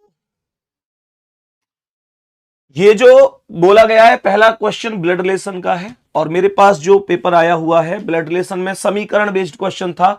मेरे प्यारे दोस्त जितने भी साथियों का बुआ आंसर लगा के आए हैं वो एकदम करेक्ट होगा। तो इसका आंसर था बुआ, ठीक है। अभी कैसे था क्या था, ऐसे बहुत सारे क्वेश्चन कराए हैं, तो मैं इससे एक तो जिनका आने वाली शिफ्टों में पेपर है कल, वो ये अंदाजा लगा पाएंगे कि भाई कैसा पेपर आ रहा है, और जो पेपर देकर आए हैं वो ये देख पाएंगे कि हमारे कितने क्वेश्चन ठीक हुए हैं। सही है, तो मेरे प्यारे दोस्त एक क्वेश्चन जो अगला पूछा गया है, अगला क्वेश्चन जो पूछा गया है यहां पर, ये क्वेश्चन बड़ा नॉर्मल सा पूछा गया था कि शाम 6 बजे घंटे की सुई दक्षिण की ओर है। भाई दक्षिण की ओर ही तो होती है घंटे की सुई, नीचे ही तो होती है। तो ये बोल रहा है उत्तर में कौन सी सुई होगी, तो हमें पता है, मतलब ये जो कह रहा है कि मिनट की सुई कहां होगी, तो मिनट की सुई कहां है, उत्तर दिशा में है। नॉर्मल क्वेश्चन था ये, एकदम नॉर्मल क्वेश्चन था। यहां पर कह रहा था विषम युग्म का चयन करने, तराजू द्रव्यमान मापती है, तापमान मापता है, बैरोमीटर दाब मापता है, पर स्क्रू गेज आयतन नहीं मापेगा। ऑप्शन नंबर डी इस क्वेश्चन का करेक्ट आंसर था, मतलब मेरे पास जो ये है स्क्रू गेज, ठीक है। नेक्स्ट क्वेश्चन क्या है, नेक्स्ट पर चलते हैं। यहां पर एक क्वेश्चन बोला गया था 1 2 6 24, कुछ नहीं था, 1 दूनी 2, 2 तिया 6, 6 चौक 24, 24 पंजे 120 आपका आंसर होना चाहिए था। यहां पर यह कह रहा है शिव का जन्म 15 अप्रैल 2022 को हुआ, उसी वर्ष स्वतंत्रता दिवस सोमवार को मनाया गया हुआ, जन्म कब हुआ था। बहुत सारे क्वेश्चन ऐसे आपके हुए हैं, आपने प्रैक्टिस की है। शुक्रवार इस क्वेश्चन का करेक्ट आंसर था, शुक्रवार। हाँ जी, आगे अगले क्वेश्चन की बात करते हैं। अगला क्वेश्चन यहां पर यह था कि मेरे पिता की बहन के बेटे, ध्यान से सुनेंगे, मेरे पिता की बहन कौन होगी, मेरी बुआ के बेटे, बुआ के बेटे का नाम क्या होता है, बुआ के बेटे का नाम, मतलब बुआ का बेटा कौन होता है, बुआ का बेटा अपना चचेरा भाई ही होता है। के पिता यानी फूफा, के ससुर, फूफा के ससुर कौन होंगे, दादा होंगे, दादा। फूफा के ससुर कौन होंगे, यानी कि जो बुआ के पिता होंगे, मतलब बुआ के पिता और पिता के पिता एक ही है, दादा करेक्ट होगा। ठीक है जी, आगे चलते हैं। आगे एक क्वेश्चन यहां पर बोला गया था, यह सवाल था कि एक शब्द था, शब्द दिया गया था और इसके अक्षरों को वर्णमाला क्रम में पुनर्व्यवस्थित किया जाता है, तो पुनर्व्यवस्था के बाद कौन सा मध्य के क्रम में होगा, मतलब अल्फाबेट अकॉर्डिंग इनको लगाना था। और इस प्रश्न का आंसर था जी ओ। क्या आंसर था, ओ आंसर था। आगे बढ़ जाते हैं अभी नेक्स्ट क्वेश्चन पर। और क्या बोला, 8वां क्वेश्चन था एक, यहां पर क्वेश्चन में डायरेक्ट F6 पर, E5 पर, M13 का 3 और 1 4 बोला गया, और A1 पर L12 का 2 और 1 3, E5 का 5, मतलब जो सिंगल है उसे सिंगल ही लिखा गया, जो डबल है उसे जोड़कर सिंगल बनाया गया था। और मेरे प्यारे दोस्त इसका आंसर था 35 16, ऑप्शन सी में मेरे पास है, आपके में हो सकता है A B D पर भी हो सकता है सेट के हिसाब से, बाकी 35 16 आप लोग देख लेना, जहां भी है वो करेक्ट है। इसके अलावा अगर अब हम आगे बढ़ते हैं, ये हमारे मैथ में बता ही दिए हैं सर ने, तो अब रीजनिंग कहां पर है, रीजनिंग कौन से क्वेश्चन पर आती है, क्वेश्चन नंबर 12 है, क्वेश्चन नंबर 12 पर चलते हैं। क्वेश्चन नंबर 12 पर रीजनिंग ये रही, ये क्वेश्चन आपसे पूछा गया है और इस क्वेश्चन में आपको बताना था, यहां पर आप लोग जब डिफरेंस निकालेंगे, जैसे यहां पर 13 और 32 का अंतर है, यहां पर आप जब सारे के सारे अंतरों को निकालेंगे तो ये लास्ट में डिफरेंस का भी डबल डिफरेंस निकालने पर 6 का डिफरेंस आएगा और 125 आपके क्वेश्चन का आंसर होगा। आपको डिफरेंस से काफी मदद मिली होगी। सीरीज के क्वेश्चन में डिफरेंस से या डिफरेंस के डिफरेंस से आप क्वेश्चन आराम से कर सकते हैं। नेक्स्ट क्वेश्चन पर चलते हैं। एक क्वेश्चन और था यहां पर, ये 216, 343, 504, 512, 729। इसमें कह रहा था कि असमान का चयन करना है, मतलब अलग कौन है। तो मेरे प्यारे दोस्त आप जानते हैं कि 216, 343, 512, 729 हर एक किसी ना किसी का क्यूब है, 504 नहीं था। यही करेक्ट आंसर था। क्या बोलेंगे? यही करेक्ट आंसर था, 504 करेक्ट आंसर था। नेक्स्ट क्वेश्चन पर चलते हैं। नेक्स्ट क्वेश्चन रीजनिंग का अब कितने नंबर पर है? 15 नंबर पर। 15 नंबर पर बढ़ जाते हैं। यह क्वेश्चन था कि पूर्व को पश्चिम से बदल दिया जाता है, दक्षिण पश्चिम को किससे बदलेंगे? भैया पूर्व का अपोजिट पश्चिम होता है। बताइए ना ऐसे सवाल की कैसे घुमाना है। तो यह डायरेक्ट अपोजिट का ही मेथड दिया है और सीधा सीधा दक्षिण पश्चिम का अपोजिट उत्तर पूर्व आपको कर देना था। यही आंसर था। आगे यहां पर 211, 227, 233, 241 ये क्वेश्चन अच्छा क्वेश्चन था। यहां पर प्राइम संख्या का, प्राइम नंबर मतलब अभाज्य संख्या का लॉजिक था और एक एक प्राइम नंबर छोड़कर चीजें चल रही थी। 257 इस क्वेश्चन का आंसर आपको लगाना था। नेक्स्ट क्वेश्चन आप लोगों से यहां पर एक क्वेश्चन बोला गया था कि भाई स्क्रू शब्द को इतना लिख रहा है, पहले 3 लेटर SCR को बदलकर RCS कर दिया और EW को बदलकर WE कर दिया। तो यहां पर NAI को बदलकर IAN करेगा और LS को SL कर देगा। IANSL option number B. मतलब आपके में कुछ और भी हो सकता है। आप क्या चेक करेंगे? यहां पर लिखा है IANSL, IANSL, ठीक है। नेक्स्ट यहां पर एक क्वेश्चन बड़ा ही शानदार पूछा गया था। केवल और केवल लेटर काउंट करने थे, केवल लेटर काउंट करने थे। और लेटर काउंटिंग में क्या था कि बता दो इस शब्द में कितने लेटर कितनी बार आए हैं। तो मेरे प्यारे दोस्त इसका आंसर था I2, N2, C2, D1 और IE2। इसे आप डायरेक्ट भी कर सकते थे। 1 2 3 4 5 6 7 8 9 लेटर हैं ये। तो 2 और 1 3 और 1 4 और 1 5 और 1 6 ये तो वैसे ही गलत था। 2 और 2 4 5 6 7 ये वैसे ही गलत था। 2 और 2 4 5 और 2 7 और 1 8 ये वैसे ही गलत था। 2 2 4 2 6 और 1 7 और 2 9 ये अपने आप ही ठीक था। टोटल बाकी थे ही नहीं यहां पर। इसके अलावा एक क्वेश्चन कैलकुलेशन का आप लोगों से पूछा गया है, कैलकुलेशन का, जिसका आंसर आपको 370 लगा देना था। और इसके अलावा एक क्वेश्चन था आपका आकृति का, और आकृति के इस क्वेश्चन का आंसर आपको कैसे करना था। यहां पर चेक करना है कि यहां पर गुणा और बराबर बदल चुके हैं, मतलब ऊपर नीचे हो गए। यहां पर गुणा और सर्कल ऊपर नीचे हो गए।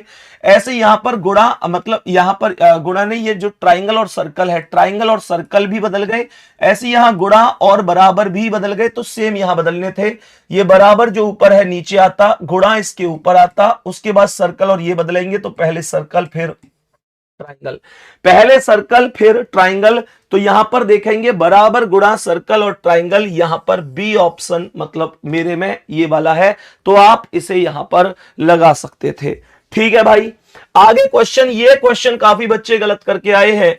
इसने कहा था कि ध्वनि ने कहा यह लड़का मेरे पिता की पोती का पति है। इस क्वेश्चन को बहुत बच्चे गलत करके आए हैं और इस क्वेश्चन का करेक्ट आंसर था सास, क्योंकि यहां पर ससुर ऑप्शन में दिया नहीं है। कुछ लोग पोती, जिसका भाई का पेपर है उसने भी पोती लगाया हुआ है। कह रहा है देखो यह लड़का मेरे पिता की पोती, तो मेरे पिता की पोती कौन होगी? मेरे पिता की पोती मेरी बेटी होगी। बेटी का पति है, तो मुझे यह बताओ कि बेटी का पति है। तो मुझे आप लोग ये बता दो कि बेटी का पति है तो क्या बोलेंगे? इसने बोला, ध्वनि ने कहा यह लड़का मेरे पिता की पोती का पति है। तो मेरे पिता की पोती मतलब बेटी का पति तो दामाद होगा, और जब वो ध्वनि का दामाद होगा तो ध्वनि उसकी सास होगी। ससुर ऑप्शन में था नहीं। ठीक है, आगे बढ़ते हैं और समझते हैं कि अब कौन सा क्वेश्चन है। Question number 23। क्वेश्चन नंबर 23 ये बस इतना सा पूछा गया है कि बता दो इस शब्द से कौन सा नहीं बनाया जा सकता। आंसर हो जाएगा चेंज। चेंज था भैया इसका आंसर। जी नहीं है ऊपर, कहीं भी आप चेक कर लो, जी नहीं है। यहां पर क्वेश्चन ने बोला था कि ये बी का संबंध 16 से है, तो ई का संबंध बताना है। यहां पर आप लोग बता सकते हैं ये 2 की पावर 4 थी, तो यहां पर 5 की पावर 4 आपको करना था और 625 आपका करेक्ट आंसर था। यह क्वेश्चन यहां पर बेहद ही सरल बोला गया है। यहां पर 15 एट द रेट का मतलब भाग था, तो 15 और 5 के बीच में भाग लगाएंगे तो ये 3 हो जाएगा, 3 हो जाएगा, आराम से हो सकता है। और यहां पर मेरे प्यारे दोस्तों आप लोगों को ये पूरा समीकरण सॉल्व करना था, ये पूरा समीकरण सॉल्व करना था जिसका आंसर था गुणा माइनस भाग बराबर। क्या बोलेंगे? गुणा माइनस भाग और बराबर।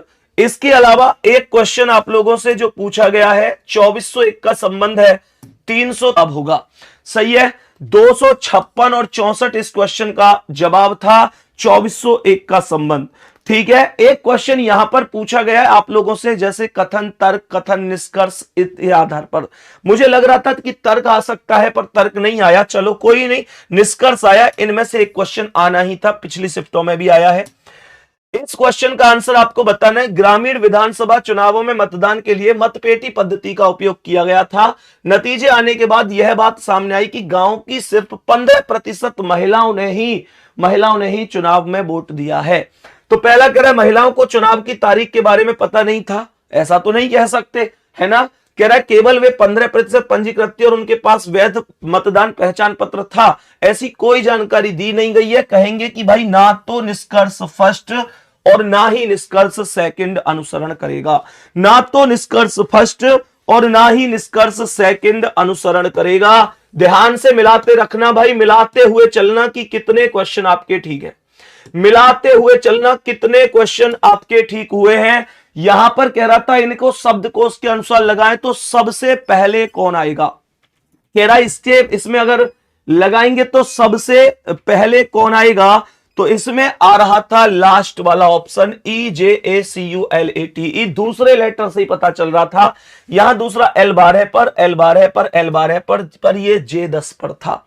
इनको एक सीक्वेंस में लगाना था कि बताओ सही सीक्वेंस क्या होगा, तो ACERTY A1 C3 E5 R18 T20 और Y25, मतलब आरोही क्रम में इनको लगाना था, आरोही क्रम में इनको लगाना था। दूसरा यहां पर एक क्वेश्चन ब्लड रिलेशन से बड़ा उससे डायरेक्शन से बड़ा प्यारा सा पूछा गया, जिसमें एक ही क्वेश्चन में व्यक्ति को 2 बार भेजा गया है।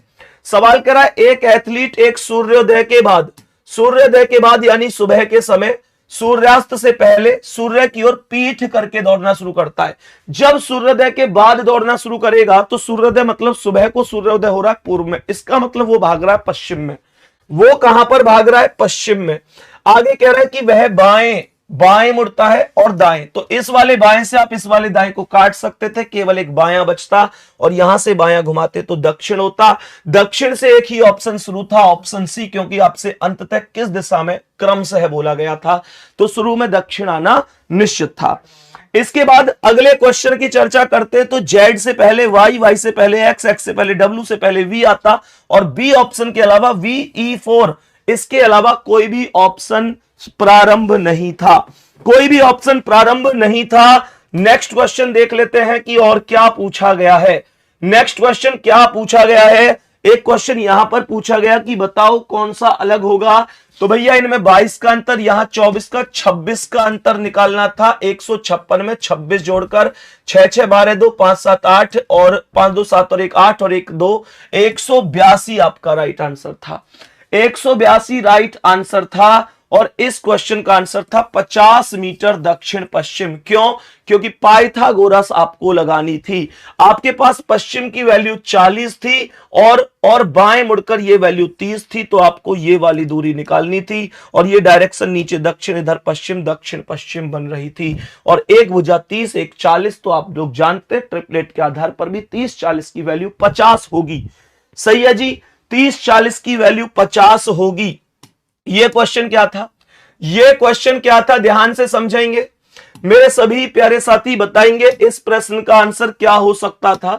तो यहां पर ये कह रहा है यदि आप शुरुआत में उत्तर की ओर मुंह करके खड़े हैं, ये आप जानते हैं उत्तर इधर होता है, तो तो आपसे कह रहा है कि बताओ 270 डिग्री दक्षिणावर्त घूमने पर, मैंने कहा 180 पर तो अपोजिट ही आ गया होगा, मतलब उत्तर का अपोजिट दक्षिण, और 90 और घुमा दो तो पश्चिम आंसर था।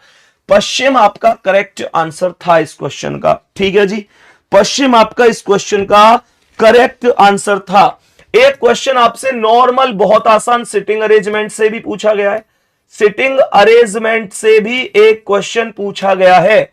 सिटिंग अरेंजमेंट से जो क्वेश्चन पूछा गया है वो क्वेश्चन कहां गया भाई, हाँ ये रहा। चलो सिटिंग अरेंजमेंट से पहले इसे देख लेते हैं। कठिन सरल अपोजिट है, उज्जवल अंधेरा अपोजिट है, कोमल सौम्य अपोजिट नहीं है, खरीदना बेचना भी। तो इसका कोमल और सौम्य करेक्ट आंसर था, कोमल और सौम्य करेक्ट आंसर था। और जो सिटिंग अरेंजमेंट वाला क्वेश्चन था, जो सिटिंग अरेंजमेंट वाला क्वेश्चन था, इसका आंसर था ईव। क्या आंसर था? ईव। एकदम नॉर्मल था, कोई दिक्कत नहीं थी। लेफ्ट और राइट के आधार पर इस क्वेश्चन का आंसर आप कर सकते हैं। भैया एक एंगल का भी पूछा गया है, 7:15 पर कितने डिग्री का कोण बनेगा? फॉर्मूला आप लोग जानते ही थे, 60h डिफरेंस 11m/2, और इस क्वेश्चन का आंसर बन जाना था 127.5। इस क्वेश्चन का आंसर बन जाना था 127.5, 127.5। आगे और क्या क्वेश्चन पूछा गया? क्वेश्चन यहां पर पूछा गया था कि चिकित्सक का संबंध निदान से है, तो बताओ न्यायाधीश का किससे? चिकित्सक निदान करता है और न्यायाधीश निर्णय करता है। और इसके अलावा आप लोगों से जो क्वेश्चन पूछा गया वो क्वेश्चन पूछा गया था कि अगर बीजगणित का गणित से है तो सिंफनी का किससे होगा? सिंफनी का संबंध पूछा गया था, संगीत करेक्ट आंसर था, संगीत इस क्वेश्चन का राइट आंसर था। इसके अलावा आपसे क्वेश्चन पूछा गया है, आपसे क्वेश्चन पूछा गया है आकृति का, आकृति का क्वेश्चन पूछा गया है, तो इस क्वेश्चन का आंसर आपको लगाना था सी ऑप्शन। और इसका कारण भी बता देता हूं कि क्या कारण था। आप चेक करो, यहां पर सर्कल, यहां से एक पॉइंट आगे बढ़कर यहां आता है, फिर इधर बढ़ के यहां आता है, अब नीचे आता है। तो मेरे प्यारे दोस्त यहां से बढ़कर सर्कल राइट पर जाता है, यहां भी है, यहां नहीं था ये वैसे ही गलत, यहां नहीं था ये वैसे ही गलत। इनके अलावा अब देखो 1 2 3 4, 1 2 3 4 5 6 इस षटभुज आकृति को, तो यहां पर यह आकृति यहां है, यहां से जब आप इस आकृति को देखते तो यहां भी यही है, यहां पर देखते तो यहां से आगे बढ़ी, अब कहां पर पहुंचेगी? जब आकृति यहां पर है तो अब नीचे की ओर धकेलेगी। इसमें ये दोनों की दोनों आकृति इस हिसाब से रोटेट कर रही पीछे से यहां पहुंची, फिर नीचे पहुंची, इधर पहुंची, अब कहां पहुंचेगी? यहां। और आंसर हो जाएगा option number C. Option number C इसका करेक्ट आंसर था। नेक्स्ट क्वेश्चन क्या था? नेक्स्ट क्वेश्चन पर भी चलते हैं। यहां पर यह सवाल था, शरत का परिचय देते हुए अनिला ने कहा वह मेरे चाचा के पिता की बेटी का बेटा है। मेरे चाचा के पिता कौन हुए? दादा की बेटी यानी बुआ का बेटा, तो कजिन आंसर हो जाता। कजिन करेक्ट आंसर था, कजिन इस सवाल का करेक्ट आंसर था। यहां पर पूछा गया था कि बताओ अगली आकृति क्या है, यहां पर पूछा गया था कि बताओ अगली आकृति क्या हो जाएगी। तो यहां पर अगली आकृति के आधार पर अगर बोलें तो यहां से अगर मैं आप लोगों से कहूं तो यहां ये ट्रायंगल की चोंच ऊपर है, यहां से राइट में इधर आई, फिर इधर आई, अब लेफ्ट में आएगी, यहां लेफ्ट में, यहां लेफ्ट में, यहां लेफ्ट में, यहां हर स्थान पर लेफ्ट में। लेकिन यहां पर ये बीच में जो आयताकार स्थिति है लेटी हुई है हर स्थान पर, यहां पर ये ऊपर की ओर है, गलत कर दो, ऊपर की ओर है, गलत कर दो, यहां इतनी ऊपर जा नहीं सकती, गलत कर दो। तो इसका answer A option he correct होता, ए ऑप्शन ही इसका करेक्ट आंसर होता। नेक्स्ट क्वेश्चन पर चलते हैं। नेक्स्ट क्वेश्चन क्या था? ये वाली आकृति आपसे पूछी गई थी, तो यहां पर ध्यान से देखो, इस वाली लाइन से ये जो ऊपर दोनों की दोनों लाइन है, इससे ये नीचे, इससे ये नीचे है, यहां ऊपर है, यहां नीचे, यहां ऊपर है, तो अब नीचे आएगी, नीचे आएगी। यहां नीचे नहीं है, यहां नीचे नहीं है, यहां नीचे और यहां नीचे है। अब गौर से सुनो, यहां पर ये इधर है, ये इधर है, ये इधर है, ये इधर है, एक बार इधर एक बार इधर, तो अब नीचे की ओर होगी। और यहां पर ये राइट में जा रही, तो ये भी गलत है। आंसर ये वाला ऑप्शन करेक्ट होता, ये वाला ऑप्शन आपका करेक्ट आंसर हो जाता। नेक्स्ट क्वेश्चन पर चलते हैं। नेक्स्ट क्वेश्चन क्या था? नेक्स्ट क्वेश्चन क्या था? इस क्वेश्चन पर आ जाते हैं और समझते हैं कि इस प्रश्न का आंसर क्या था। यहां पर यह आकृति पूरी करनी थी, तो यहां पर यह सर्कल कंप्लीट करो, उसके बाद इस वर्ग को लगाओ। तो इधर सर्कल वर्ग, यहां पर नहीं है, ये गलत, यहां पर भी है।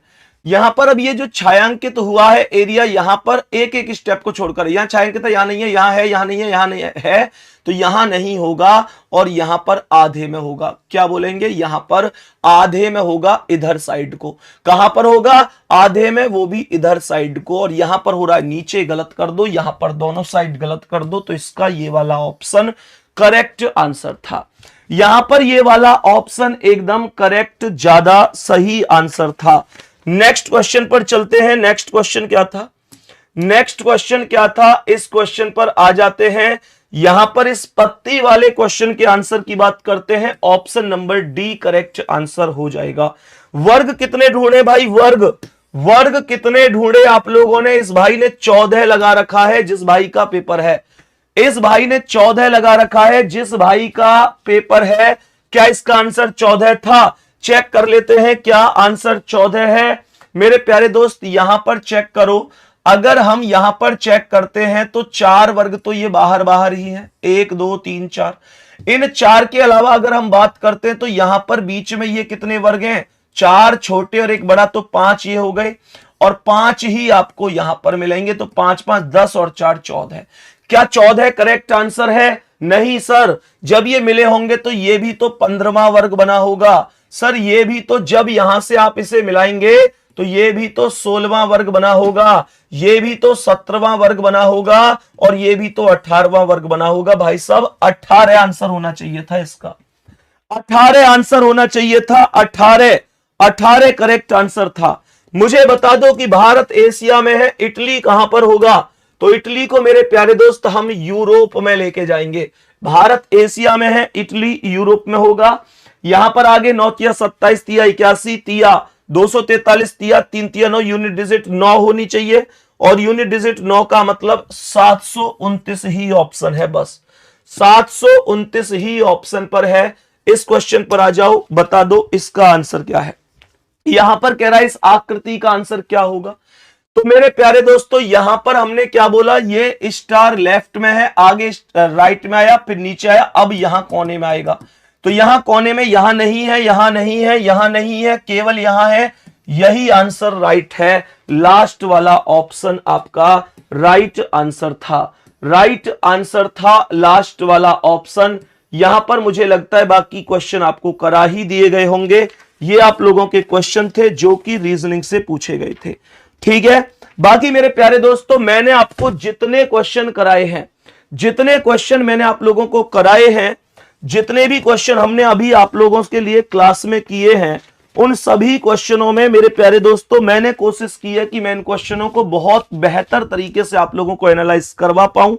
लेकिन मेरे प्यारे दोस्तों अगर मानकर चलो बाय द वे कोई एक आध क्वेश्चन इधर उधर आंसर की से होता है, तो वो कई बार ऐसा होता है कि रीजनिंग में मैं कुछ लॉजिक मानकर बैठा हूं, एग्जामिनर कुछ लॉजिक मानकर बैठा है। आप ऐसे समझ सकते हैं कि हमारी इस आंसर की से जो आयोग द्वारा आंसर की होगी लगभग एक क्वेश्चन या मैक्सिमम 2 क्वेश्चन इधर उधर भी हो सकते हैं। ये मैं खुद मानकर चल रहा हूं। ठीक है, मतलब मैं ये नहीं कहता कि भाई 100 के 100% सही होंगे जो मैंने कराए हैं। रीजनिंग है ये, यहां पर लॉजिक कई बार इधर उधर से भी लगाए जा सकते हैं। तो मैं बोलूंगा मैंने अपने आधार पर प्रश्नों को सॉल्व करने की कोशिश की है। जब एग्जामिनर इसकी मतलब ओरिजिनल ऑफिशियल आंसर की आएगी तो एक क्वेश्चन या मैक्सिमम 2, उससे ज्यादा तो नहीं। ऐसे नहीं है कि भाई सबके सभी बदल गए, या तो एक क्वेश्चन या ज्यादा से ज्यादा 2 क्वेश्चन इधर उधर हो सकते हैं, पॉसिबिलिटी के आधार पर कह रहा हूं। ठीक है, बाकी जिनका पेपर अगली शिफ्ट में है सभी को ऑल द बेस्ट, बहुत बहुत शुभकामनाएं। ठीक है भाई, जय हिंद जय भारत।